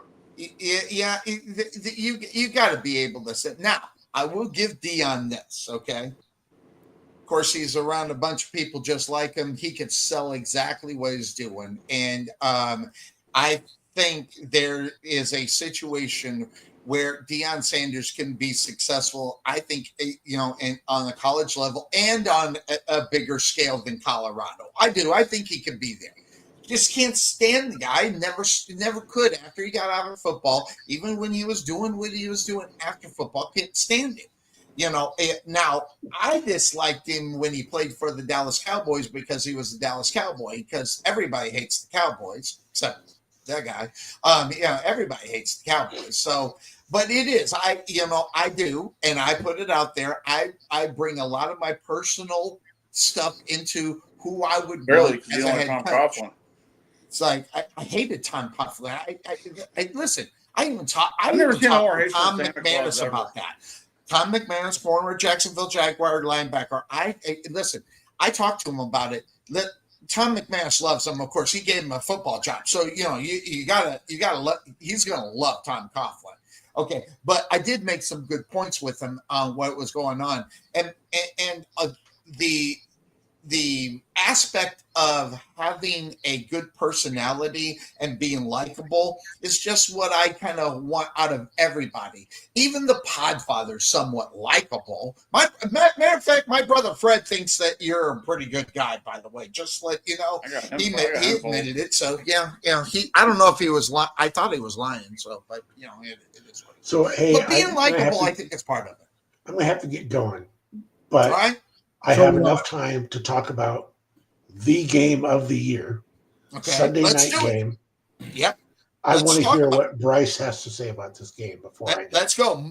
It's Sunday night football. Sunday night. It is the game, and they couldn't have set it up any better to end up on the season. Minnesota, Detroit. This is an interesting game as we got guys that at the quarterback position for Minnesota. Sam Darnold, he can't get comeback player of the year, but how about just show up? Finally able to show up for a football team, have success. That's going on. Then you got Detroit, just kind of building on what they've done for the last 2 years, Bryce, when they brought in Dan Campbell. What's your take up on what you think we're going to see Sunday night on NBC? So real quick, Sonny loves to talk so good about Baker Mayfield now. What if Shedeur Sanders' comp is a little bit of Baker Mayfield in terms of attitude and the way that he plays? He could find himself in Cleveland. Just a thought. So to this game, I find that ironic. To this game, what is going to he has to be out Jimmy Garoppolo first. Yeah, right. Yeah. Yes, and then Sonny will fall in love. In this game, this is a slobber knocker tonight. I mean, first of all, in Detroit, that stadium is going to be rocking. Woo! That's a hot ticket. And they know how to do it in Detroit. The Vikings are coming into a buzzsaw. Now, I give Kevin O'Connell a lot of credit. I mean, that's a scheme right there. You look at what's going on in Pittsburgh, dysfunction on offense. You come to Minnesota, And to Detroit, it's completely different. These are offenses that know what they want to do, have a personality, play to their talent. I have gotten on the Detroit defense a little bit because of the injuries. I'm like, that's going to break sometime, right? Guys, it's not breaking. I mean, they just play so hard. They play connected. But this Minnesota offense is going to be a different beast. You're going against Justin Jefferson. And guarding him is different than some of these other guys. The Minnesota defense, Brian Flores. I think over there coordinating that defense, but the Detroit offense is hard to stop. Especially Goff is playing out of his friggin' mind right now. My head is saying which by the way, if Ben Johnson goes to any other team, he ain't taking those players with him. No. So he has to start all over from that. Yeah. But here's the thing, Podfather. You say that. That's true. But if you look at the Detroit offense, I mean, good offensive line. I don't know if they like Amon St. Raw is a top receiver, but these other guys are not like Jameson's coming into his own, but he's not. I wouldn't say he's a top 20 guy. Jahmyr Gibbs is a really good running back, but is he Saquon? Is he, he's coming in his own. Laporta, good tight end. So they've got really good players, but they don't have he's not playing with a bunch of, I think, super all-stars there. A lot of it is they play connected. The quarterback plays within the scheme, and the scheme really fits them. So I'm going to give Ben Johnson some credit there. Yeah, I would too. But again, you got to find those players who are willing to be connected with each other like that. Okay, that's fine. And sometimes that's you take a great bunch of players, you think you're going to be great, but can they gel together? You put them on a new team with a new coach and new atmosphere, and everybody trying to get adjusted to him. That might take a while. Okay. Yeah, we'd see it all the time in reality. That's fair. So in this game tonight, goes to a new team. If this was in Minnesota, I'd be inclined to say because of the injuries, I'm going with Minnesota. But because it's in Detroit, for all the marbles, I mean, this is Dan Campbell's got that Tomlin in him where I feel, well, not Tomlin last night, but I feel he's going to have his team ready to play in this type of game. I'm going to go with Detroit to win that division. I picked Detroit to win this division in the beginning, and I'm sticking with it. Sonny, I have a request. Next show, we look at everybody's division winners from the beginning and see who got the closest. I got them on paper, so I can do that. I can bring that out and do it. I got it right. It's right in front of me as we speak. I got so the I'll do Hellcat that. I'll me pull this that year. out. Huh? I got the Hellcat. I had the Niners, the one that won in the West. I had the Niners. Wait, I had the Cowboys winning the NFC East, so there you go. We all got our bad picks. I'm a Cowboys fan. I can even say you're an idiot. Yeah, there you go. All right, Obi, Sunday Night Football. What's your take on what you're saying? Now, I know your wife is already up your ass and saying, yeah, they're going to win, and you're going to be watching that game with her. So she's in the other room, and she's a spitfire. So if you have to talk low. She's in the other room resting her head on a pillow. You have to talk low, I get it. But you happen to notice what color she has me wearing today? Mm-hmm. Yeah, I understand. So I'm telling you what, I mean, like I said earlier, NFL could not have put a coin in the slot machine and come up with a better game than tonight's game. It's for the division. It's for the number one seed in the NFC for the playoffs, throughout the playoffs. The Detroit defense, like Bryce said, bends, just does not. They're able to make that one or two different types of plays to seal the outcome. And last week was that story. They were able to make a couple of plays and win that ball game. I see tonight's game as being, oh, by the way, did you know the over and under is like 57? I did see that. I actually did see that. Or 57 and a half, something like that. I think this is going to be one of those 32, 31, high scoring games. Take the over, Obi says. Spend your money. And it's playing in Detroit.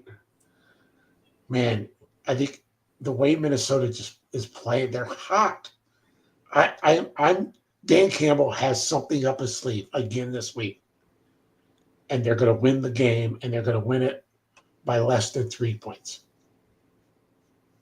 Father. Okay. This is for the number 1 seed. We're It is. right? Okay. Throughout the NFC. Okay. Home field advantage throughout. Mm-hmm. It's a tough one. It's very tough, and it's hard to sell Minnesota because they got so much bad history behind them. But Sam Darnold also, when is that moment going to come where he has that Neil O'Donnell moment where he chokes? Because it's happened. I mean, Lamar Jackson's guy. I mean, he has that on his ledger too. So I'm not just trying to point out that that it can have only certain players. But if the Lions lose this game, I think they'll still be okay. Mm-hmm. If the Vikings lose this game, that can be detrimental to them going forward. But I think the Lions are just that damn good. So I'm going to go Lions. So, Sonny, go ahead. I have to ask you. So now that I don't know if Fred watches this. Uh-huh. So was Fred hurry up? He's like, okay, let's see, I'm 1 game ahead of Obi. I'll make sure. Do I take the Lions with him or do I take the Vikings? I don't know who he picked. He didn't tell me. But Obi, what you should do? What? Don't make your picks public until we actually have to pick them. I know. Because well, that's the reason why he's getting up here. We won't know. Right. We're only talking about this game, so he's I gotta go, man. Watch out. But now, this game, it's interesting.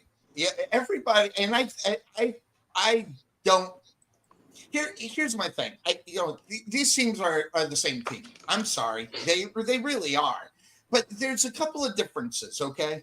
And I want to go to recent history, okay? As the playoffs last year, Dan Campbell has not changed what he done last year. And if he gets in that same position this year, will he actually change it and do something different in the playoffs? Probably not, because he's proved that he's going to continue doing it. That also said, that defense is beat up. That defense, is going to go against a quarterback who, let's just be honest, is playing better than he's ever played in his career. Okay. And what that coaching staff has done has put Sam Darnold in the position to be successful. Not only that, the defensive side of the ball, they got one of the best defensive coaches there. And we all, and already Cuervo wants him over there. Yeah. Former head coach of the Miami Dolphins. Mm-hmm. So they got the better coaching staff. I'm going to say that. There's one thing about the Lions. They know how to be lucky, okay? And that's wonderful, and that's good. And I like that because that's entertaining.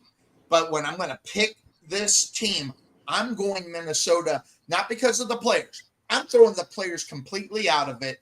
This is going to be a coaching game. And I'm going to go with who I think has the best coaching staff. I think it's Minnesota all around. And that's the reason why I'm going to go. It's going to be a great game. And by the way, no one's wrong with their pick in this game. Either way. I mean, you guys are not wrong. I'm not wrong. We'll only know when the game is over. This one is not where it's the Jets against Minnesota or the Lions. Go ahead, Papa. This is a what if, okay, guys? So I have no idea how this works. What if there's a tie? It's unlikely. I know that. What happens if there's a tie? Hang on. Let me see. Is there a scenario for that? I mean, as far as the tie is concerned, could be. No. Whoever won the first game between them wins it. If it ends in a tie, okay. I think that's what it would. I think it would have to because they would. So if it ends in the tie, Detroit's going to get it. As far as that's concerned, that would be the first tiebreaker up on that. Here it is. That's right here. It says this right here. An unlikely tie against the Vikings would also deliver the Lions the number 1 seed. Yep. So there it is. That's just kind of the way it works. So Obi, as always, it's good to see you. We'll see how Yes. your picks go up against them. Bryce, you got a bail as well, I think, Yes, as I far as do. that's See you concerned. guys later. Anything? You have a good one, Obi. Anything Yep. you want to talk about before you get out of here, Bryce? Say any other game? No. or I mean, that was the game that I wanted to talk about. So it's still really only intriguing game, that we got going on here, as far as that's concerned. we're good to go. All right, big man. Always good to see you. Thanks for coming I'll in see you next week for the sucking it up Yeah. like you had to, with your team. Hey, by the way, before you go, I'm gonna ask you, because if they lose in the first round, that being your Detroit or Pittsburgh Steelers, yeah. all right, are you on Don't you track to ask maybe it. say it? No, but they're getting closer to not renewing this contract. This will be his last. If there's not a deep playoff run during this contract cycle, he will not get another one. He will be gone. Yeah, but he's got 2 more years up on it. It was a 3-year contract, which I was amazed they actually even did that. I wasn't amazed. No, I wasn't amazed. But if he doesn't, 3 years maybe extended one. I mean, but if you don't go on a deep pressure on playoff, him. but if one of these years is not a deep playoff run, even a Super Sonny, Bowl, he's not. Sonny, they do things different in Pittsburgh than they do anywhere else. Okay. Well, this is true. That's a very valid point. This will be his last. There's not deep playoff runs coming up. This will be his last contract. He'll have to move. Gotcha. All right, so there we go. Bryson Brooklyn, always good to see you, my friend. Where are you going? Are you hanging? Oh, I was going to find out where he was headed. So that being said, of course, that's the name of the show. What we're going to do, because I need some more coffee and I need to hit the head as we're getting towards the top of the hour, the 11 o'clock hour, we're going to do a couple commercials and a couple of promos. And then when we get back, we'll run through the game. It's going to be just you and me, Podfather. We're going head to head. We're already in disagreement on one game. And if I win that game, we'll be tied. So we'll see what ends up. We'll see what ends up happening. So that also being said, my mentor is my say. Late breaking news: Trey Lance to start today's game with Dallas. I heard that last night. I'm not sure who threw that, but there was a chance of it starting. NFL's just not breaking. All right, so it's now official. Trey Lance. So, wow, they couldn't have done that a couple of weeks ago, but, hey, give that guy an opportunity to maybe catch on to another football team. Hey, thanks, Mike. Appreciate it. But that being said, Mike got nothing to do with that. Mike got nothing to do with that. Well, Mike doesn't have anything to do with anything because that's just the way it is. You just hate him. It's Jerry's world. Just like this is Sonny's world, it's Jerry's world. So we're gonna hit it and hear from my Santa mentor with Buffalo Creek Doors and Floors with Rodney James. We'll be back. Let Buffalo Creek Doors and Floors help you restore your home to its like-new condition. Need a contractor? Let us be your first stop as well as your last. We specialize in everything that others don't, such as stained concrete floors, wood spot repairs on doors and floors, stainless steel spot repairs, anti-slip on floors, and more. Want to see what kind of work we do? Check out our Facebook page and you can see the craftsmanship you'll receive and expect from Buffalo Creek Doors and Floors. Give Rodney James a call at 214-536-2607. That's 214-536-2607. Or check him out on the web at www.buffalocreekdoorsandfloors.com.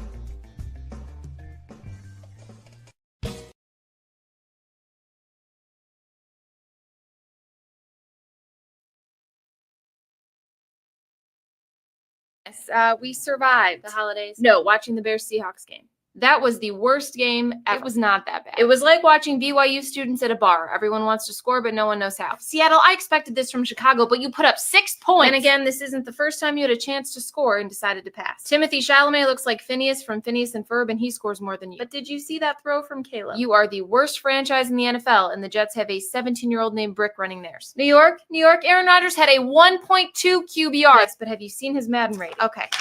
I haven't seen a brick look this bad since Angel Reese was playing. Speaking of, she apparently just came out with a cereal with Reese's Pieces. People are not buying it, though. I guess it's not making it in their basket. Her cereal is still better in a bowl than Miami. What do you want? Can we talk about the Christmas games now? Yes, thank you all for nothing. That hurt the NFL ratings even more. NBA fans said it was like watching paint dry, but they watched Paul George, so that's basically the same thing. CJ Stroud gave Caleb Williams advice and turned into Dak Prescott with hair. Even your defense was better at offense than your offense. Okay, everybody shut up. The Texans were so bad, Fanatics delivered a better product on Christmas. One more thing, thank you to Beyonce for performing. A Duck and Beyonce have now spent more time on an NFL field than Jair Alexander this year. Let's start with Chiefs Steelers. George Pickens came up to Kelsey and Mahomes after the game to congratulate them. Everyone was confused. Why? He was showing good sportsmanship. That's why they were confused. Will you just get Mike Tomlin in here? Okay, Mike, why didn't you go for it on 4th and 2 with over 5 minutes left? You totally quit. Oh, we went for it on 4th and 20. Get 9-win Hugh Jackson out of here. Merry Christmas, everyone. Mike, you're late again. Okay, a couple things to go over before the weekend games. There was some controversy with Cam Ward opting out of the game halfway through after breaking the passing record. Next time, don't be a quitter. Just opt out of the whole game, like the Colts. Lastly, Jimmy Carter did pass. He lived through some historic events that no one will ever experience again.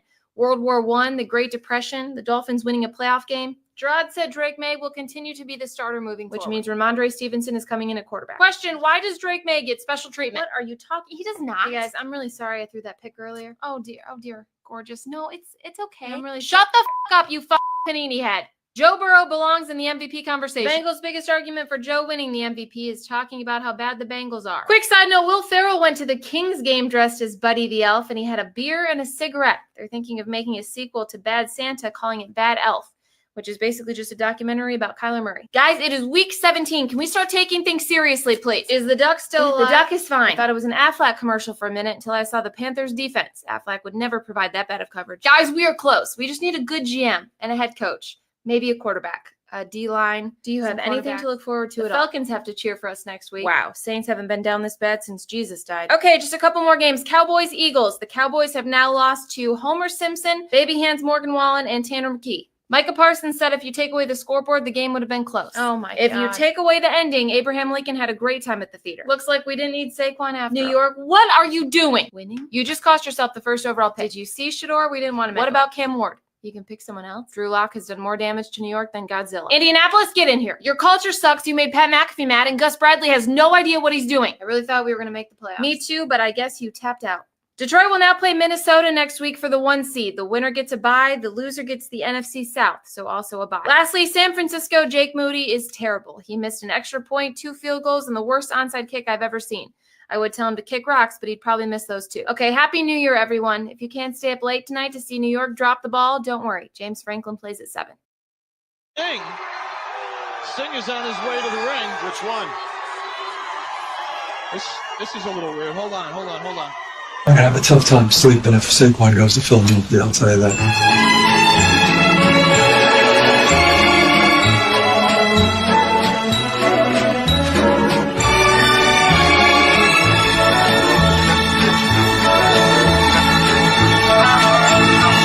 Are we positive that nobody's going to pay him that kind of money?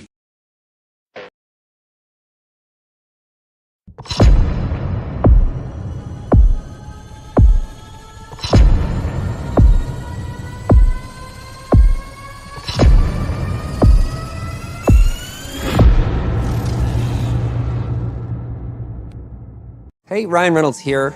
Big Wireless has once again raised their prices.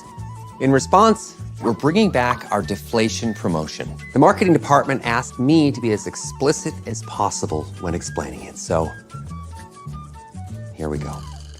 Because we don't love f***ing our customers over like Big Wireless. We're bringing back our offer for f***ing unlimited premium wireless for only $15 a month. F*** me to the moon and back. That's a great f***ing deal. Explicit enough marketing f***s.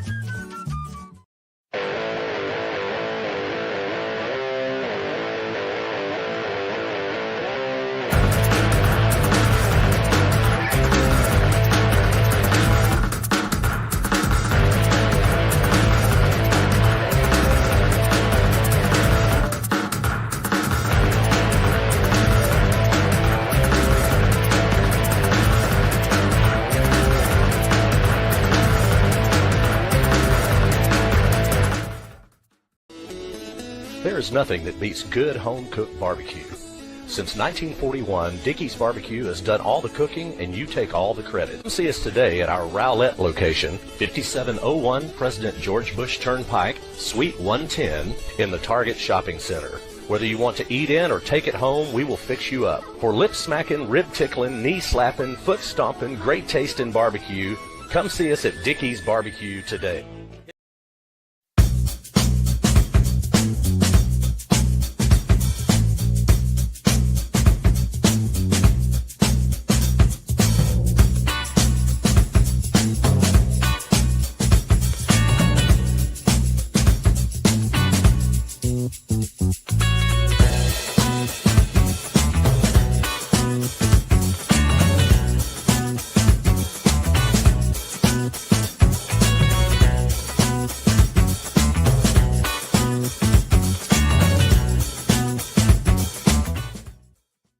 All right, 12-3 might start next week. It just depends on where the games are and everything else for the first round of the playoffs. Also, remember, the first round of the playoffs, there's games on Saturday as far as that is concerned.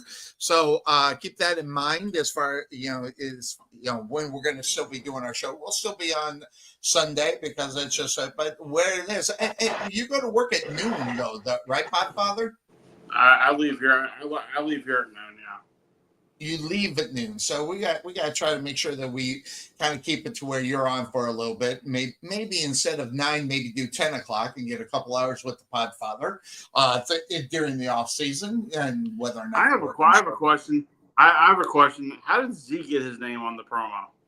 Well, this was the promo when he was on, a couple of times, and I was working on the videos, and I just included him. And he gets the invite each and every week, and if he comes in, we'll bring him on in. I'm not going to beg anybody to come to the show. I just send it out. You show up, you're on. If you're not, you're not. It's simply the way it works. Speaking of which, my friend Presley, who was on my other show, The Daily Grind.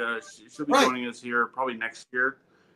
Big time Eagles fan, so it'd be kind of cool to have her perspective because she's, she is all about the Eagles. But Greg as well. Yeah, and I went to go see her and her new baby a couple days ago, and baby's doing awesome. Is that who that was? I saw the picture. I was like, who is that picture? By the way, did you get my request for an offshoots reaction video? I did. I think I already got it set. As far as and what do you want it to say? By the way, just offshoots reaction. Well, if you want me to answer, I'll tell you. Just shut up. No. I mean, basically, I'll give you an idea. The idea is I'm going to sit and actually watch wrestling matches that I've seen or not seen, and give my honest reaction to them. So it's kind of like, and it's gonna be just cause like if you go on YouTube, you see these movie reaction videos. People are watching the movies for the first time, and you're not getting the entire movie because the fair use thing is in place. Same thing with watching a match. I'm gonna do the same thing with that as well. But I just need something that's gonna be kind of with the offshoots logo, and then with something with reactions a part of it. I can do that. I think I already got it all set and ready to go. I got 3 of them that I think will work for that. So yeah, that shouldn't be too hard. So I'll probably get those to you in the next week or two. So get y'all squared away for that. So that being said, of course, that's the name of the show. We're gonna take a look at the games that are on tap. We already talked about Sunday Night Football. What a great game to have up on Sunday Night Football. I think it's really good. Baltimore gets the victory over Cleveland. We talked about how bad they played, and Cincinnati getting the victory over Pittsburgh, and talked about how bad Pittsburgh is playing, but at least Pittsburgh is going to the playoffs. Cleveland, not so much. Cincinnati needs a couple of teams to lose today, so we'll see how that ends up. But instead, now, Carolina and Atlanta. I'm going to go to that game because this is for the division. Atlanta is fighting the battles to do what they're going to do. And let me hear. Here it is. NFC South. Buccaneers 9-7. The Falcons 8-8. So that being said, one of those teams are going to be very disappointed because I don't think that they're going to end up in the playoffs if they lose. So whoever loses this game or loses their game, they're going to be who the division winner is going to be okay, but the other one isn't.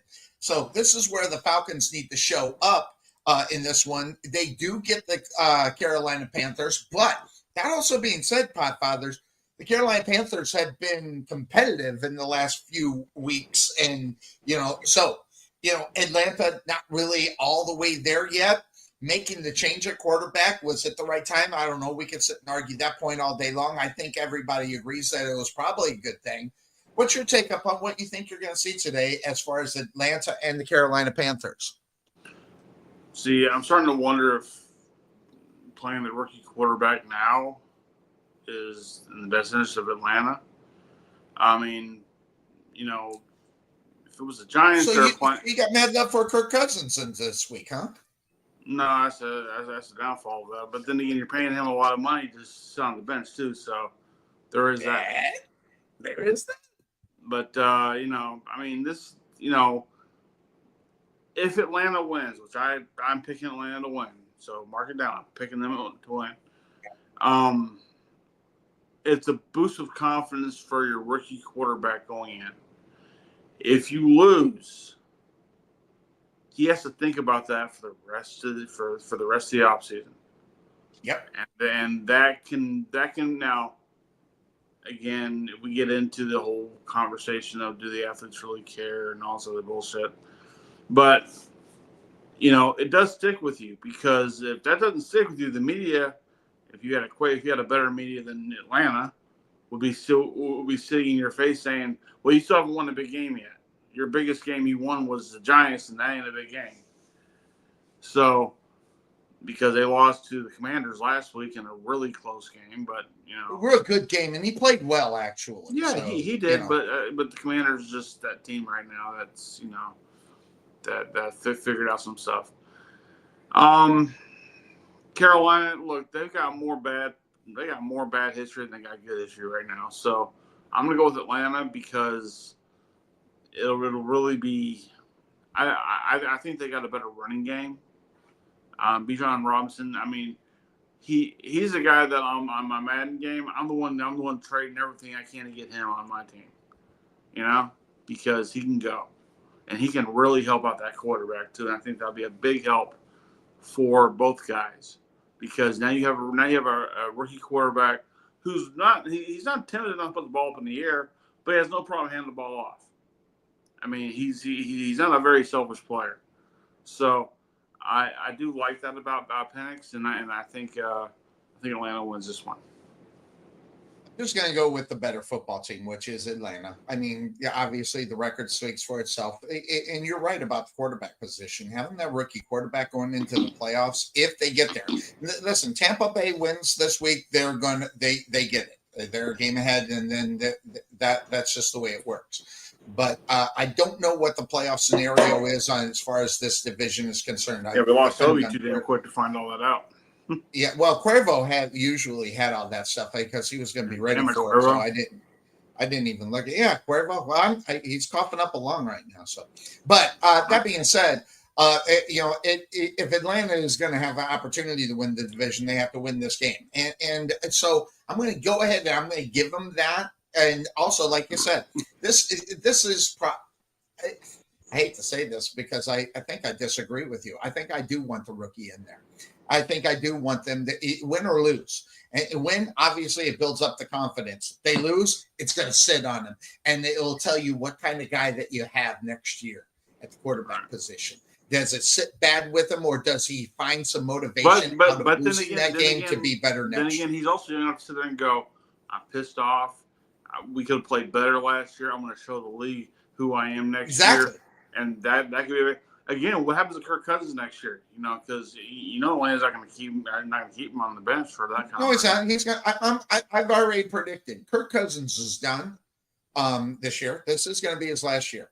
And they've thrown so much money at him, and he doesn't need any money, and he's back home with his wife's family. and he's around people, he's not going to want to go anywhere. I think Kirk Cousins will retire. Now, I predicted that a couple of weeks ago, so we'll see if that ends up. But you're right. If he does decide to play, he will be a commodity. Somebody will pick him up. I don't know who it is. I will say, I wouldn't necessarily mind seeing Kirk Cousins in a Jaguar jersey as the backup quarterback. He's your lunch bill quarterback.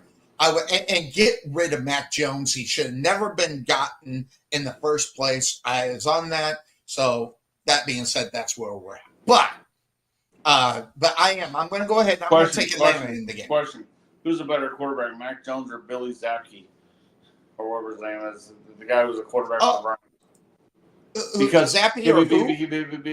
Because I heard the announcers yesterday during the Browns game talking about how. Oh, he was under the Belichick learning tree and everything else. Well, so was Mac Jones. Well, they had to sell that. That's what you do.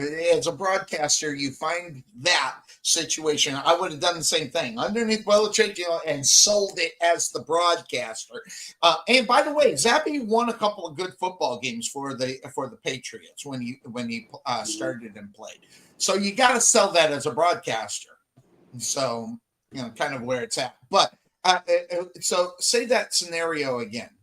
Zappe or who? Or Mac Jones. Or Mac, what's his name? Because I don't think I've seen. Both of them have the same learning tree. Right, but I don't think I've seen enough of Zappe. I've seen enough of Mac Jones. He had almost 3 full seasons, and Zappe is a fill-in. I already know who Mac Jones is. I don't know who Zappe is. Based upon one question. Did you know who Sam Darnold was before this year? Say again? Did you know who Sam Darnold was before this year? No, but yes, I get what you're saying, but I still want the chance. I still want the chance. Success going into this year. You got success. I mean, again, it's a year-to-year thing. Sometimes the quarterback figures it out later on in life. Sometimes very early. It's hard to say. I think it's really poor on our part. Who would you take, Zappe or who would you take, Zappe? I'd probably take Zappe because I feel like he can do more with the ball. But then again, like I said, Mac Jones he went from the Patriots and the downward spiral of that to the Jacksonville Jaguars that were already in the gutter. So.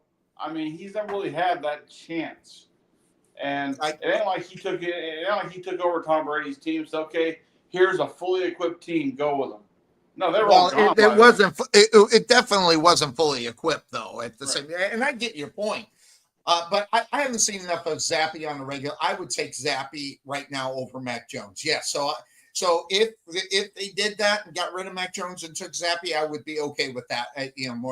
I'm not a Mac Jones fan. I know who he is. I don't know who Zappe is. Even though he had a bad game yesterday, we don't know if that's who he is. The question was asked, did you already know who Sam Darnold was before the season? Well, no, we did. We knew who Sam Darnold was. Yes. So do you know who he is now? Yeah. No, I don't, because I don't know if that will continue on into the next year.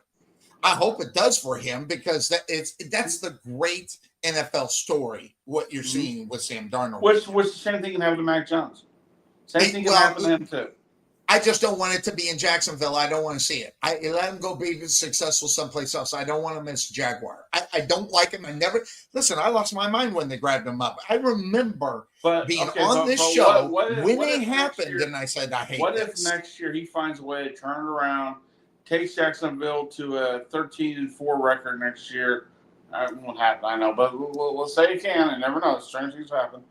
Let's say he takes him to a 13-4 year next year, and I know you won't sing his praise because you're more keen to stick with your own gut as far as what's actually you're seeing on TV sometimes. So my question is, will there be an opportunity where you look and go, I was wrong? Or are you that much on Mac Jones? I'm never going to be wrong with Mac Jones unless he does your scenario and he does it again for 2 more years after that. Here's my theory on quarterbacks. 2 more years. Here's my theory on quarterbacks. Just in general on quarterbacks, I want 3 to 4 years of good quarterback play. I'm not going to put a gold jacket on a guy who did it for 1 year. Sam Darnold's having a great season, but I'm not going to put a gold jacket on him. I want to see more of him. And Mac Jones has proved so far that he yet doesn't. So the scenario would be a lucky. Sometimes they say being lucky is better than being good. If he did a 13-3, I would hope for the Jaguars to win, but I wouldn't expect it because I know who he is. Isn't Brock Purdy kind of lucky then? Hold on. Brock Purdy has had some success for for 2 years. So he is going into the third year. He lost a lot. Now, Brock Purdy is a guy who's unfortunately subject to guys where, unlike the Lions, when they lose guys, they still win.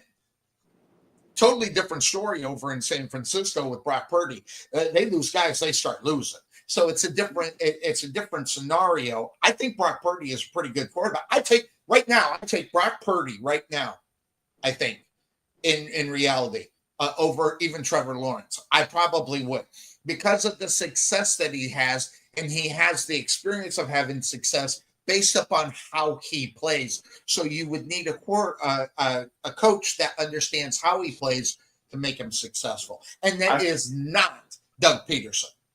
I think with Brock Purdy right now, you take his weapons away, he's just a guy. He could be. Yeah, he could be. They lost a lot, though. Yeah, I know. You put Samuel and Kittle and Nuke and everybody else around them, different player.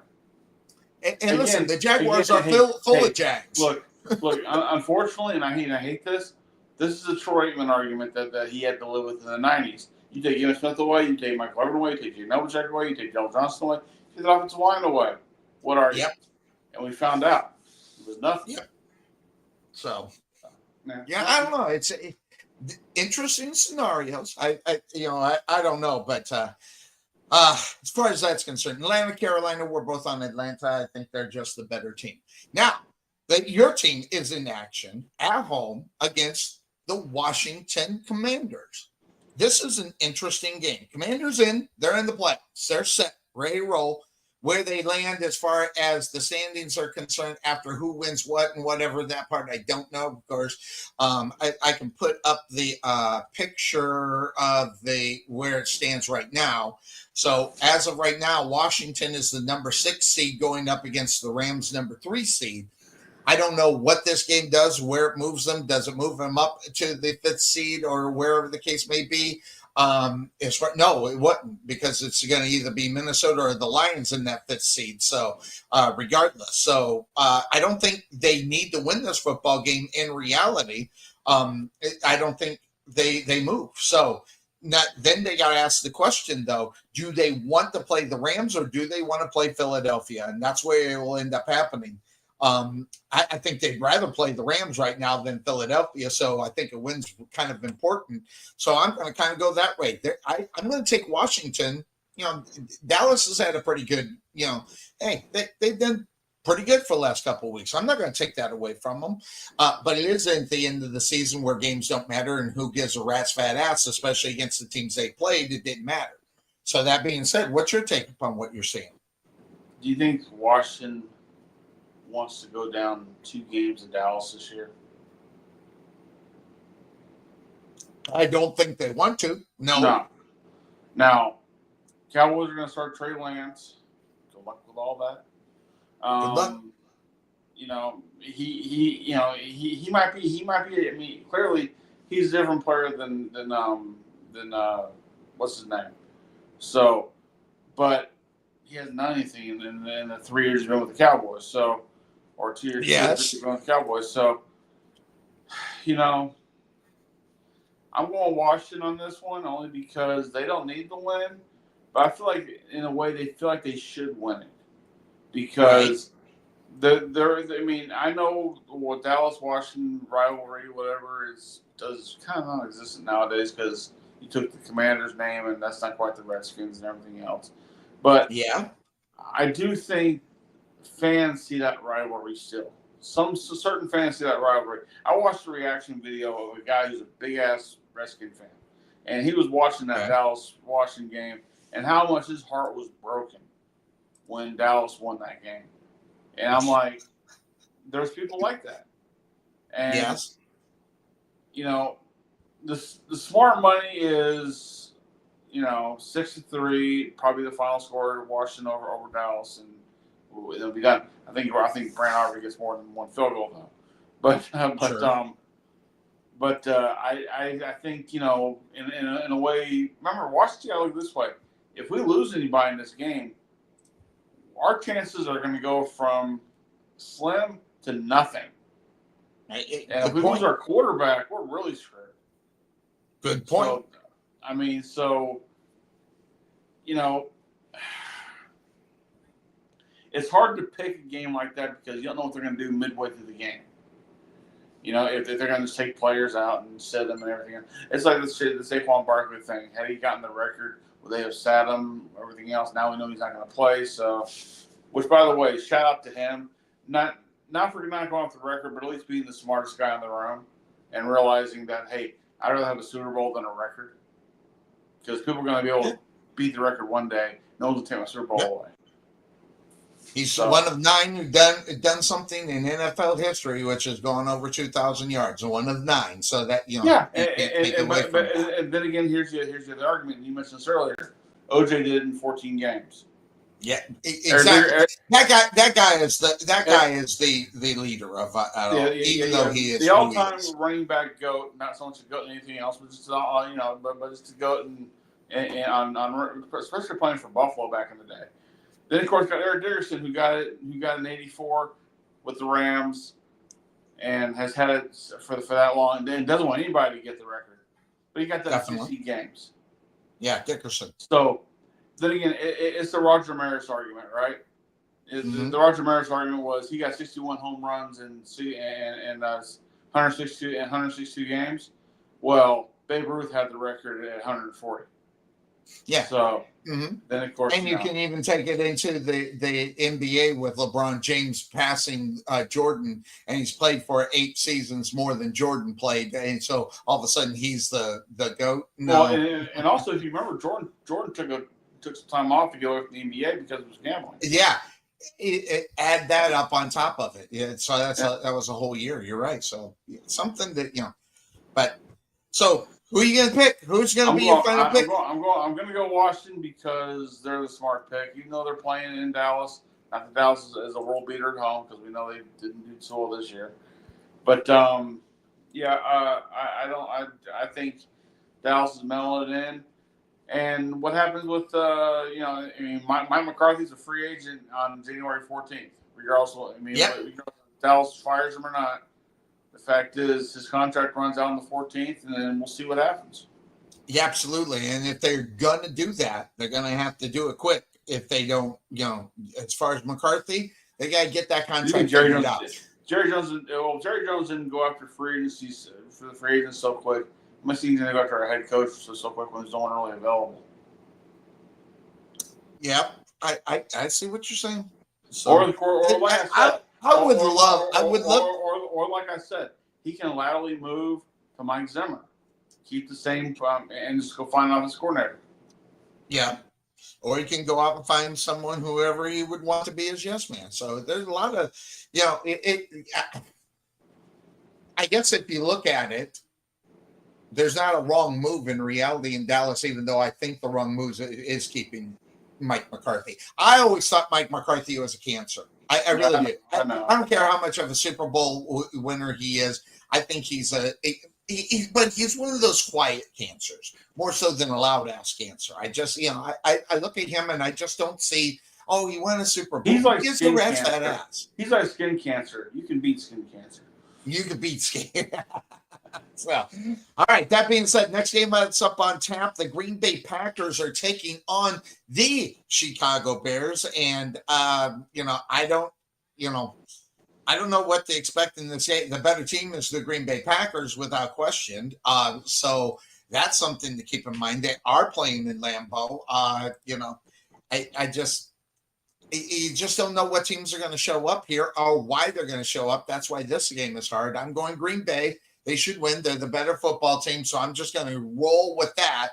Whether or not they roll out Jordan Love or roll out their starters in reality, because the Green Bay Packers are not – it doesn't matter if they win or lose, they're in the playoffs. but it will go back to whether or not who does Green Bay want to play. They got the Eagles. I mean, maybe they do want to win so they can try to. I don't think Green Bay has a shot with the Eagles. I think they'd rather play the Rams if they're going to win in the playoffs. So maybe you do want to win this football game. So I'm going Green Bay. What's your take? Man, boy, if there's ever a game that Caleb Williams can actually use to sit there and go, the Bears made the right move by drafting number 1, it'd be this game. Yeah. Just because the Bears are playing for nothing except for so-called pride. Okay? And there's a lot of hype that was built around that team after the draft. Always. Yeah, but then again, how many players draft a number 1 quarterback in the first round? He goes Super Bowl that year. Yeah, absolutely. That year, it doesn't happen. So it'd be a good time for him to finish out and have everybody leave the NFL this year with a better note for the Bears, especially being the divisional rivals, Green Bay Packers. But I'm going to pick that other team. You tried to sell that. I gotta give you props. You tried to sell it. Good job. But yeah. So the other team Cuervo, I got your text. You said don't say the B word, so I'm trying to try to stay away from it. Yeah, the P word is one of the nastiest words that Cuervo knows. So yeah, it's bad enough. By the way, it's bad enough he's got to sit there and he's got his wife looking over his shoulders, picking the Denver Broncos today. It's a big game in reality for it, especially the Bengals. It's a big game for the Bengals for them to lose. I pushed this button 3 minutes ago. By the way, finally showed up. By the way, that's if Kansas City can get on the airplane today. Well, I heard about that. They won't have a problem getting off anywhere. They'll go somewhere close and then get out of there. That's the NFL. They got that much hype and they got that much power. They can get out wherever they want. Yeah, you said they're probably there. They're going to want to land out there too. So we'll see what happens. I wonder how many are actually going to dress because we know the guys aren't dressing. So that should be an interesting game. But we're going to get to that in a moment. So both up on Green Bay, Houston in Tennessee. And again, you go back to what's going on as far as the playoffs are concerned. In Houston, over on the AFC side, they're the number 4 seed. There, it doesn't matter if they win this football game; they are going to have that number 4 seed. So, that having been said, not having anything really to play for at Houston, do you maybe take a shot and go on the other side and pick Tennessee? The only way I would do that is if Tennessee broke out the Houston Oilers outfits. But they're not going to do that, I don't think. So, well, I don't think they are. I don't think they are. It'd be so awesome if they did that, wouldn't it? Yeah, it's crazy.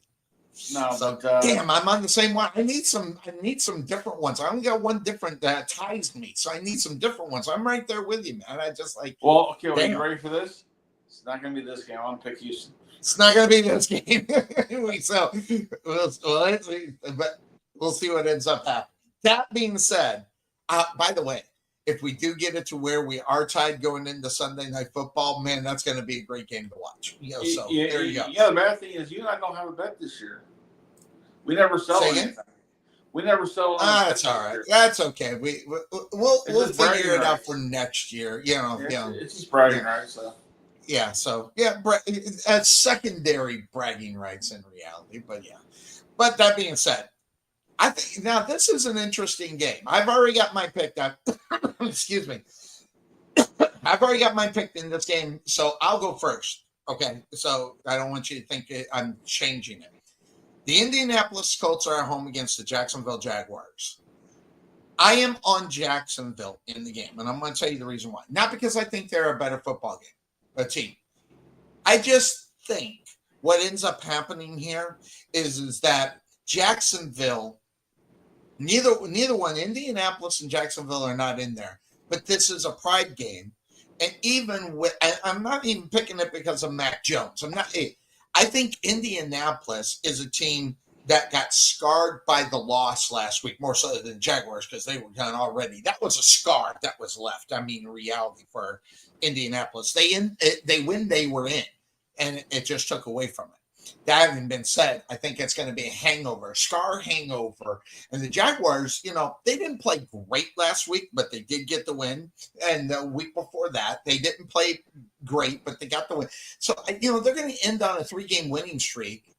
And it won't freaking matter. And everybody will pump it up like it's something. Although Tom McManus is not buying it either because I listened to a show again. I listen to the show all the time. But that said, I'm actually on the Jaguars to get this win because of the scar in Indianapolis to make it even worse. And then the Anthony Richardson story is going to be interesting. What's going to happen in the offseason? What's your look? Games that you play for pride for, that works out better when you're at home. Usually. And they're playing Indianapolis, so I'm going to go Indianapolis. So we are different on that one. So that was good. I didn't want you to think I'd switched it. That's why I went there because I thought that would be what I thought you would pick that. And so I wanted to at least be on, not just switching it. So to be on. So that being said, I'll do that for the rest of the show. Buffalo at New England. I don't have a lot to say about this football game, regardless of who's going to be at the quarterback. New England, that was the other team that they set their coach up to fail. It was Mayo. I couldn't think of it earlier in the show, but they set him up to fail, and he's going to be gone at the end of the season. He'll be a Black Monday probably candidate on Monday, being Mayo. By the way, I hate that because you're talking about people losing their jobs, people having to reroute their families and everything else. And I mean, it's part of the game. I get that, and it sucks because your job is based on 53 other people doing their job. That's correct. It does suck when it comes down to that. But then we all sit there and go, well, that guy needs to go anyway. So, I mean, it's such hypocrisy as a sports fan because put that on our shoulder. What if your job says, we're going to let you go because apparently, the other 4 members here at U-Hauls don't really seem to, they can't work with you. Absolutely. When you sit there and go, well, I did the best I could. Like, well, that's great, but it didn't work for our group. Because I can fire you, I can't fire everybody else. Correct. Yeah, and that but that's the NFL. That's the nature of that beast. And I get what you're saying. I can't even argue with what you said, but more in the fact that I think as far as when you're the New England Patriots and things of that sort, what is somewhat is expected is not what they got this year. I mean, say whatever you want about as far as who the team is, what they're all about, and why they do what they do week in and week out. You still need to maintain something, and I'm not even saying they needed. I think they needed to be 1 game below 500. I really do. When I'm looking at it and finding out, but they're 3-13. That's not even close to what they're looking at. And again, it goes back to what did they do to help this guy in reality? And they didn't do very much. Think of it this way. They're the record right now that Tom Landry was his last year as a Cowboys coach. And that is? 3-13. There you go. But he was going to be fired because of Jerry anyway, so it didn't matter. So. But blame Bum Right wanted to get rid of him a long time ago. And sometimes even blame is you wore out your welcome, more so than anything. We need to make a change to make some kind of change, see if we can change it. But after 1 year, you can't really come to that. But you know what, though? This is why I wish teams would do this, would say, we signed you to a 5-year deal. We're stuck with you for 5 years. After 5 years, we have the out. It's kind of what's going on with McCarthy. After 5 years, does Jerry want to resign you? Yay or nay? That's his call. Then if he wants to resign you, but you find another job out there that's going to pay you more, kind of how capital society works these days, if the Saints come saying, hey, look, Jerry wants to resign you for $7 million, great. We'll give you 10 for 4 years. He wants to give you 5, we'll give you 4. Make more money up. You make more money ahead of time, and plus you got a lesser deal. As someone who think a head football coach needs to have more than 3 years to see if he can put together a good team. 5 years should kind of be the max, and that's where an owner looks and says, I've owned this. I can own this team for roughly about 30 to 40 years, so I'll have my share of 5 to 6 to 7 to 8 coaches that come through here before I pass it on to whoever else. So, as opposed to people who just switch coaches on a dime just like that because someone became available. I wish there's no coaches union. There's no coaches union that can never fight that. The only thing that they get is their contract. So if they fire them before the end of the contract, they get their money. That's the only thing that's good for them. But like the 5th-year option that McCarthy's working on. Which, by the way, going back to the Cowboy game, Ezekiel Elliott left the team this week, got waived, right? So this gave anybody a chance to pick him up and say, hey, on Dallas's dime, we can pick you up and not pay you a damn thing, but Dallas still pay you. And nobody did it. No one, but at least for week 18. Will anybody bite going into the playoffs? Well, probably not. Probably not because nobody wants to pay for it. But here's the thing, though. I thought Detroit would have jumped on top of that after Montgomery went down. Not that Zeke would be the next guy there, but he'd be on the roster to be there to take up a spot. And just in case Gibbs or anybody else were to fall apart, at least they have him.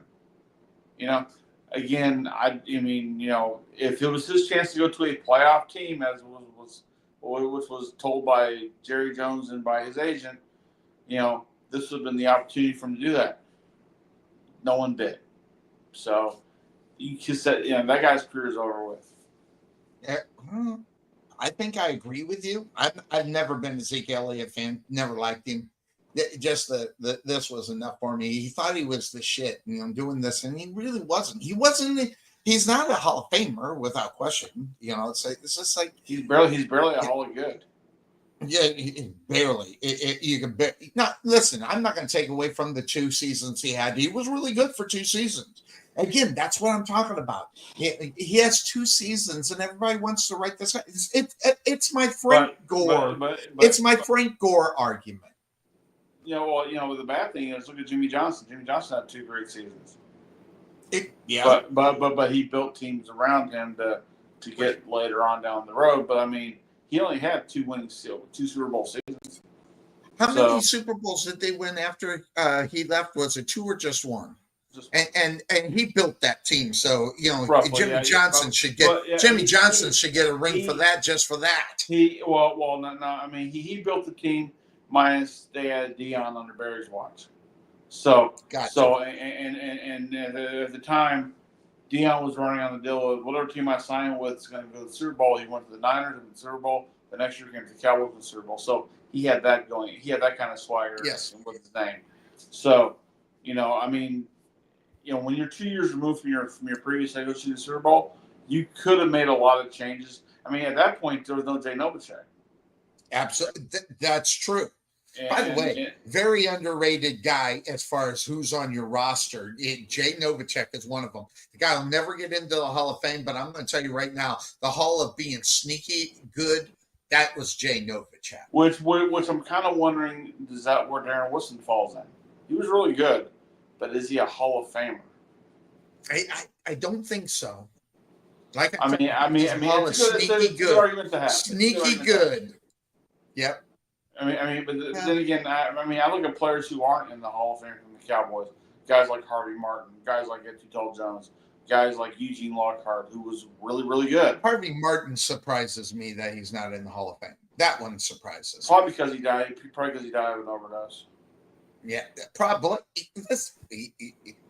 And that goes to how people would look at him. But But then again, he is kind of forgotten. So he is. It's weird because it's because of that. That's the reason why he's forgotten. Well, if you remember, him and Randy White are the first ever 2 MVP winners of a Super Bowl, like in one game. So the fact that Randy's in there but he's not is kind of weird. Right. And think about. Wait, hold on. I'm looking something up because I can't remember his name. Charles Haley. Haley. Got 5 rings. Won 5 rings, and let's see. I think 3 of them was with Dallas, and 2 was with San Francisco. So, No, I think or not San Francisco, not San Francisco. No, San What team Francisco. was it? It was San Francisco. What? It was San Francisco. Okay, what's it? Okay. I think but I think it was 3 with the Niners, 2 with the Cowboys. yeah, I think you're right. And say whatever you want. That being said, I was worried about him being a guy that wasn't going to get into the Hall of Fame. I was actually worried about him because he didn't have the best off-field, likability about him as well. He wasn't media savvy. Absolutely. And that in today's game, he would be. People would hate his freaking guts. And that's the thing. Darren Woodson is very media savvy. That's why he's being under consideration. Right. So. But speaking of which, speaking of a player that had the potential to be a Hall of Famer, but it just didn't happen, Roy Williams. Potential. Absolutely. Potential, yeah. I mean, maybe there should be a Hall of Potential. That's called a Ring of Honor, sir. That would be a long list, I imagine. So. You can honor him. That's about it. There you go. So you on Buffalo taking on New England? Yeah, Buffalo. Yeah, I didn't think that would be too much of it. Now, an interesting game that means absolutely nothing except the Saquon Barkley story. But Saquon's not going to play. Philadelphia, probably Jalen Hurts probably not going to play neither. So you're going to see a skeleton crew of the Philadelphia Eagles going up against the Giants today, but I don't even think it matters. Giants are just that bad. I'm a Philly. Giants looked good last week, though. Okay. I mean, they're not playing for the Shedeur Sanders sweepstakes. So, if they win the game, they're actually. In a year full of bad moves, which let's face it, you start with Saquon Barkley. There you go. Work your way down. But in a year of bad moves, I can't sit there and say they can't beat the Eagles.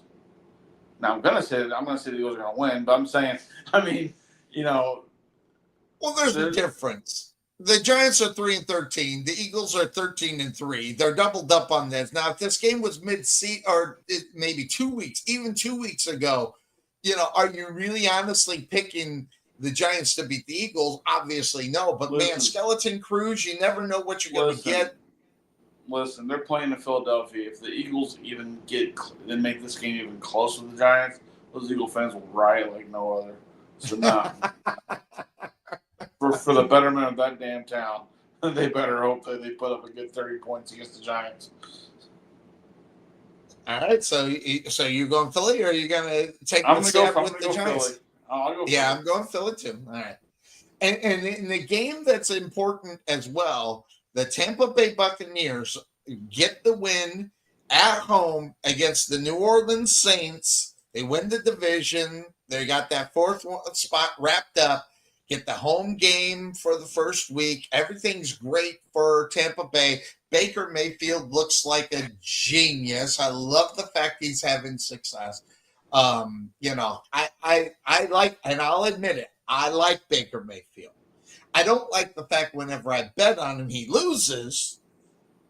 But I like Baker Mayfield. I don't know why. Maybe it's because of those commercials that he did in the stadium at home with Baker Mayfield. It's those damn OU quarterbacks. Kyler Murray's the same way. Maybe that's it. Yeah,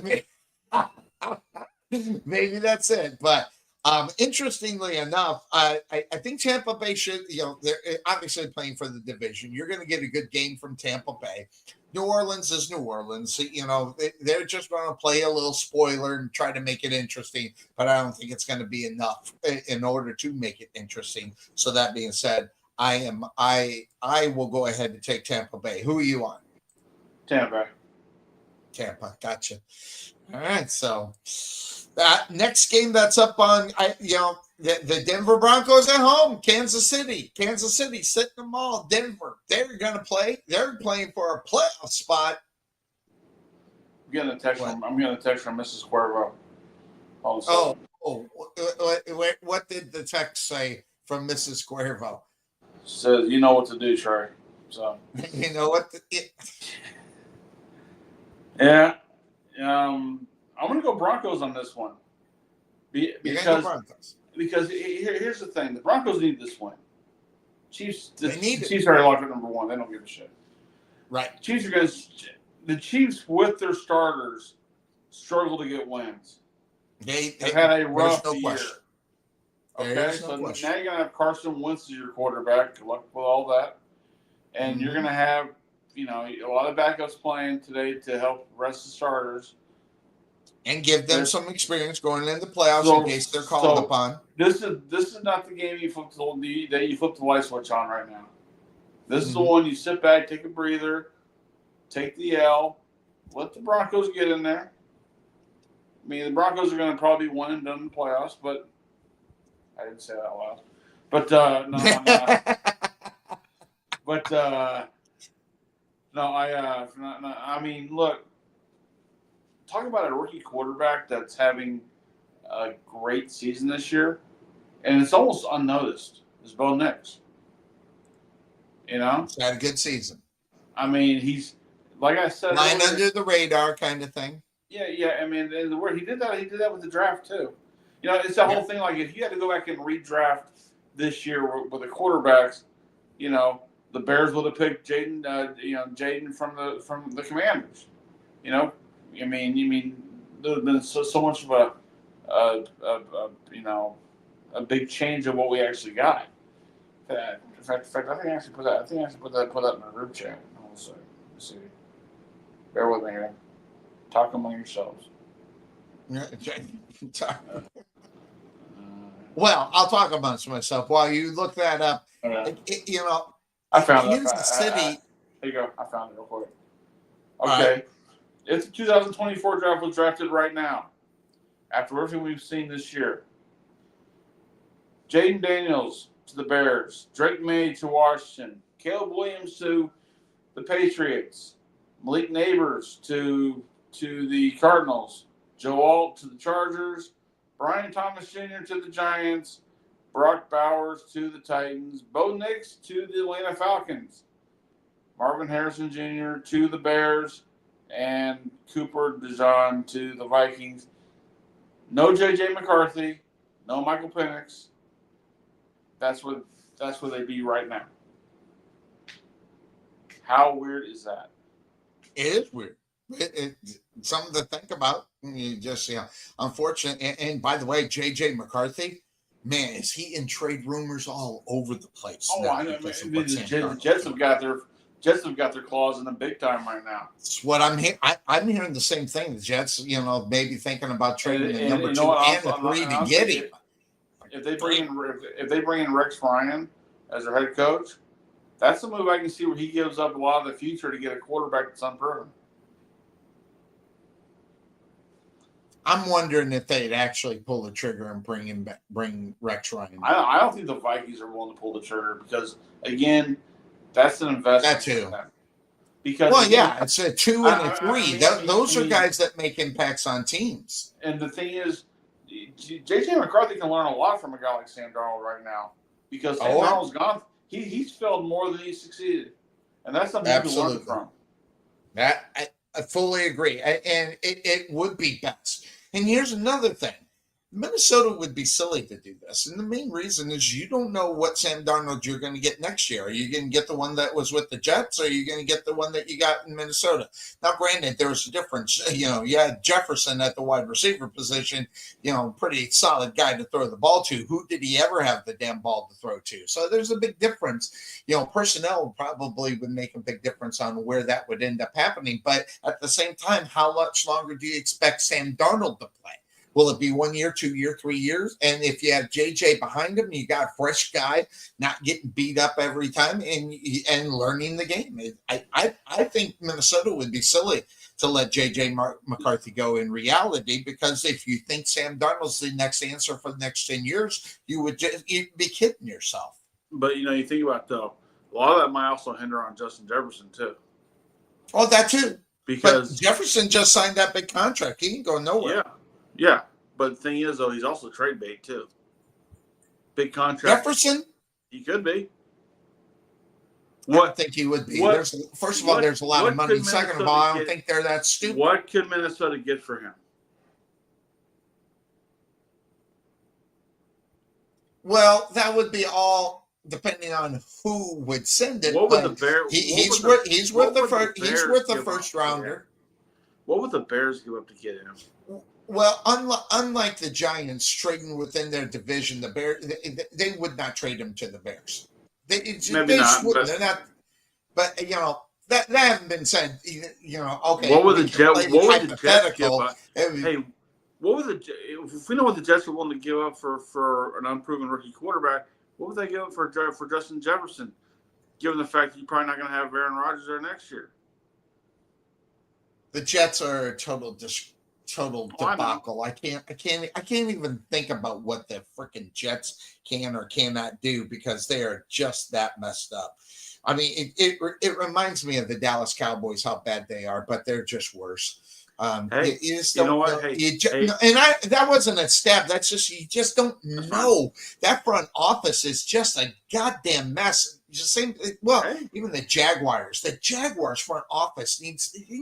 Hey, you know what? Maybe the Jets are a good landing place for Deshaun Watson. That would be classic. Wouldn't they? That would be classic. I mean, they might look at him and go, "Well, he still got, I mean, yeah, he got injured last year, and he didn't. But it was also Cleveland, so I mean, he might. I mean, he succeeded expectations in Houston. That was years ago and a few hand jobs ago. But I mean, hey, we got the best. We have the best strip joints here in New York. He'd be ready to come over here. He'd be at scores every night. It'd be all right. Something like that, right? Oh man, I don't know. Okay, now we gotta get back to the games. We got 8 minutes to go. Let's go.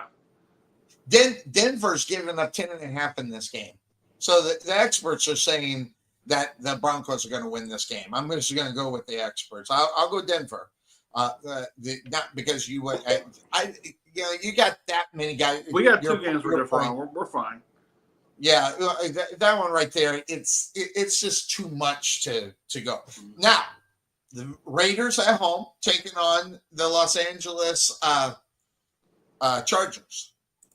I'm on the Chargers. I think the Raiders are just they're just horrible. And that team's the Raiders are in the Shedeur Sanders sweepstakes. I mean, they are all about securing that number 1 spot. I go get Travis Hunter before I get Sanders, but that's just me. I think you do more with him than because he's an A's. I have trouble all around. I think. I think I agree with you 100%. Now, the other game that we didn't talk about that I think is a big game, obviously, Seattle and the Rams, okay? Seattle and the Rams are set up for a great – and now I don't know who won what, who didn't do anything, or how it would end up. But right now, the Seattle Seahawks are 1 game behind the Rams. In fact, I think Seattle's out. I don't think they can get anything with the loss. They're out. Yeah, I think they're out.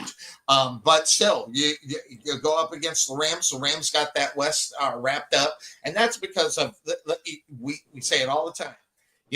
November, December. Rams picked it up at the right time of the season. November, December. It held up really the Niners. good. We're not the front runners they were supposed to be either. Absolutely, and I didn't even have the Rams close to even getting there in reality. Well, look, I mean, you have the Cardinals who couldn't figure themselves out. You got the Seahawks who you don't even like Geno Smith. Well, everybody has a love for Geno Smith. Then you got the Rams where if they lose their quarterback, if Stafford goes down, Garoppolo's sitting right there, ready to take the spot. Yeah, that's right. I was holding on to that hope. There's no Niners, so you're good there. Yeah. But I think the Rams probably end up getting that, or Seattle will probably get the win against the Rams because it don't matter. So I don't think we're going to see a lot out of the Rams anyway. Although it'd be a great story from the up on what they're doing to this point. I mean, the Rams, good football team. They've won 5 games in a row, right at the right time of the season to get that division. A good. I think a loss here might even help them in reality, so they can get back on track and within the playoffs. So I'm going to go ahead and go the other side. I hate to even say it. I'm going to go Seattle. I think they need the momentum to have the win going into the playoffs because that'll really help them out where they're currently seated right now. I think that would really help them. Right. Yeah. Well, let's take a look at the seeding. Where are they? So, all right. Yeah. So we're on the NFC side. Yeah. I get what you're saying. And the Falcons on the outside looking in, depending on what that's. Grant, you have Washington coming to play you probably, and Washington's gonna be a hard out. They're. Yeah, but if you're the Rams, do you want to play Green Bay or Washington? You play Washington. Yeah, I think you want to play Washington, even though Green Bay is the 7th seed. I think I agree. But let's face it, Green Bay's only the 7th seed because look who's in the North. Exactly. Yeah. Well, no, that's not true. They'd be sitting at the number 5 spot. When you have the Vikings and the Lions going for the number 1 seed tonight, and the loser taking the 5th seed, that 7th seed is almost like being the 5th seed. Exactly. I get it. Yep. So, interestingly enough, so it looks like we're both going to – are you going to go – you're going Rams. I'm going Seattle. Yeah, wow. Yeah, well, I'm going to go Seattle. You are coming around Geno Smith, aren't you? It's even admit it. You love the guy. Come on. It's okay. We get it. It's all right. Go ahead. No mad love. Miami on the road taking on the Jets in New York. I am on Miami in this game. The Jets are you the can Jets take are off the the Jets. Picture. Yeah. Is it still up? I'm sorry. Yeah. On the other page looking at oh, geez. Miss from Cuervo. Here we go. Update. Jets over Miami. Sharon Rodgers last game. I love it when he says Sharon Rodgers. What else do we got? Head-to-head. Gotcha. I think you're right. And Detroit. Yep. Those scoring we talked. And the last one. Bears let him down. He thinks that the Bears are going to let him down, interestingly enough. Sorry about that, Cuervo. I was looking on the other page where I didn't see that stuff going on. All right. So, Cuervo, so Miami. Hey, Cuervo. 39 days till pitching catches reported today. So just so you know. Yeah, something for the wonderful Cubbies can look forward to. There you go. Cubs of the White Sox, whichever team he goes for. There you go. Yeah, well, all right, so who are you gonna take? Miami or New York? I'm on Miami. I think Miami gets the win. Miami on that one. San Francisco against. I'm not a fan of Sharon Rodgers. Yeah, Sharon Rodgers. Is he even gonna play? I don't even know. So, so it might be what's his name? I forget his name.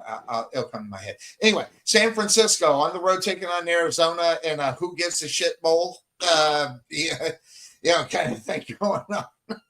Who's so, I think you and I are different on this one. So go ahead. Who'd you pick? Well, no, I'm on San Francisco. I just we're different. I don't know.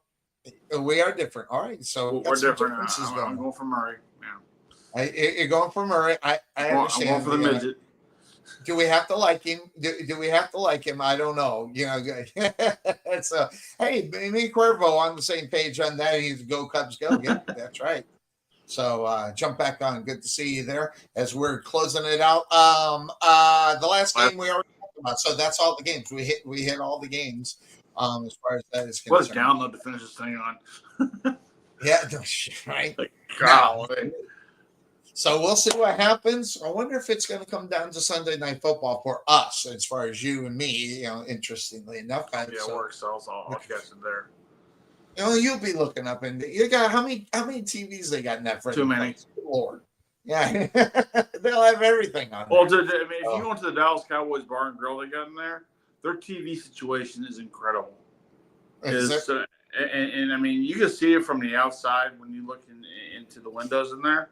It's actually really cool the way they get the whole thing set up.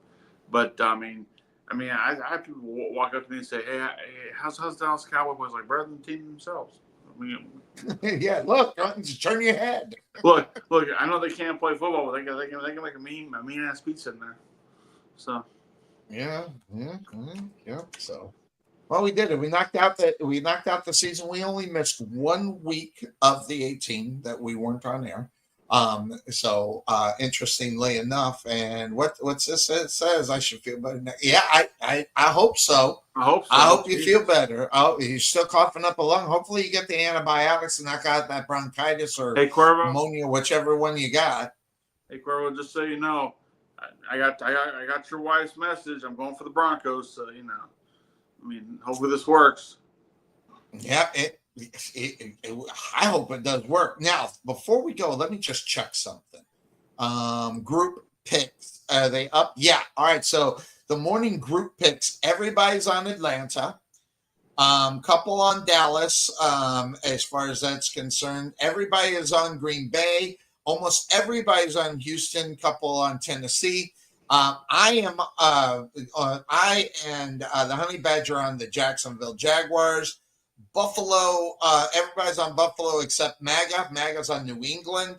And Philadelphia, there's 2 on the Giants. That's what MAGA said. He's taking the opposite of everybody. He's taking the Giants. And Cuervo's on the Giants as well. Honey Badger is on the Giants. And then Tampa Bay, only 1 on New Orleans. That's Jedi. So that's the setup. The only game we agreed on, the only game we all agreed on was Green Bay winning tonight. Yeah. Oh, Cuervo says she said you made a good pick. There you go. Interestingly enough, that's the one I'm worried about. I'm worried about the Niners. It's a 10.5 spread. I mean, and I know most people are going to go Denver, but man, something tells me Kansas City might still end up getting that game. I don't know. No, Carson Wentz. No.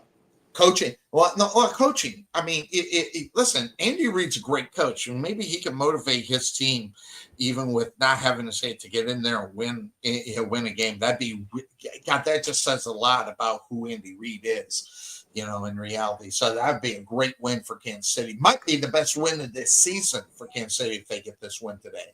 So interestingly enough. Yeah. But I'm not going to change my pick. I'm going to stay on that. I'm not going to change any of my picks. Bo knows football. Okay? Bo knows football. Yeah, treating it like preseason. Completely get it. I get it. But at the same time, the difference between preseason is these are the guys that are going to go into the playoffs with them. So maybe they play balls to the wall and get a victory. I don't know. But I'm not going to change the pick. But it would not shock me if Kansas City wins this game because of coaching. Good coaching, put guys in the position to win. So, all right. So that does it. What's your message? Is it anything worse? No, this is a Cowboy game started right now, so it's all. All right. So you got to go to work?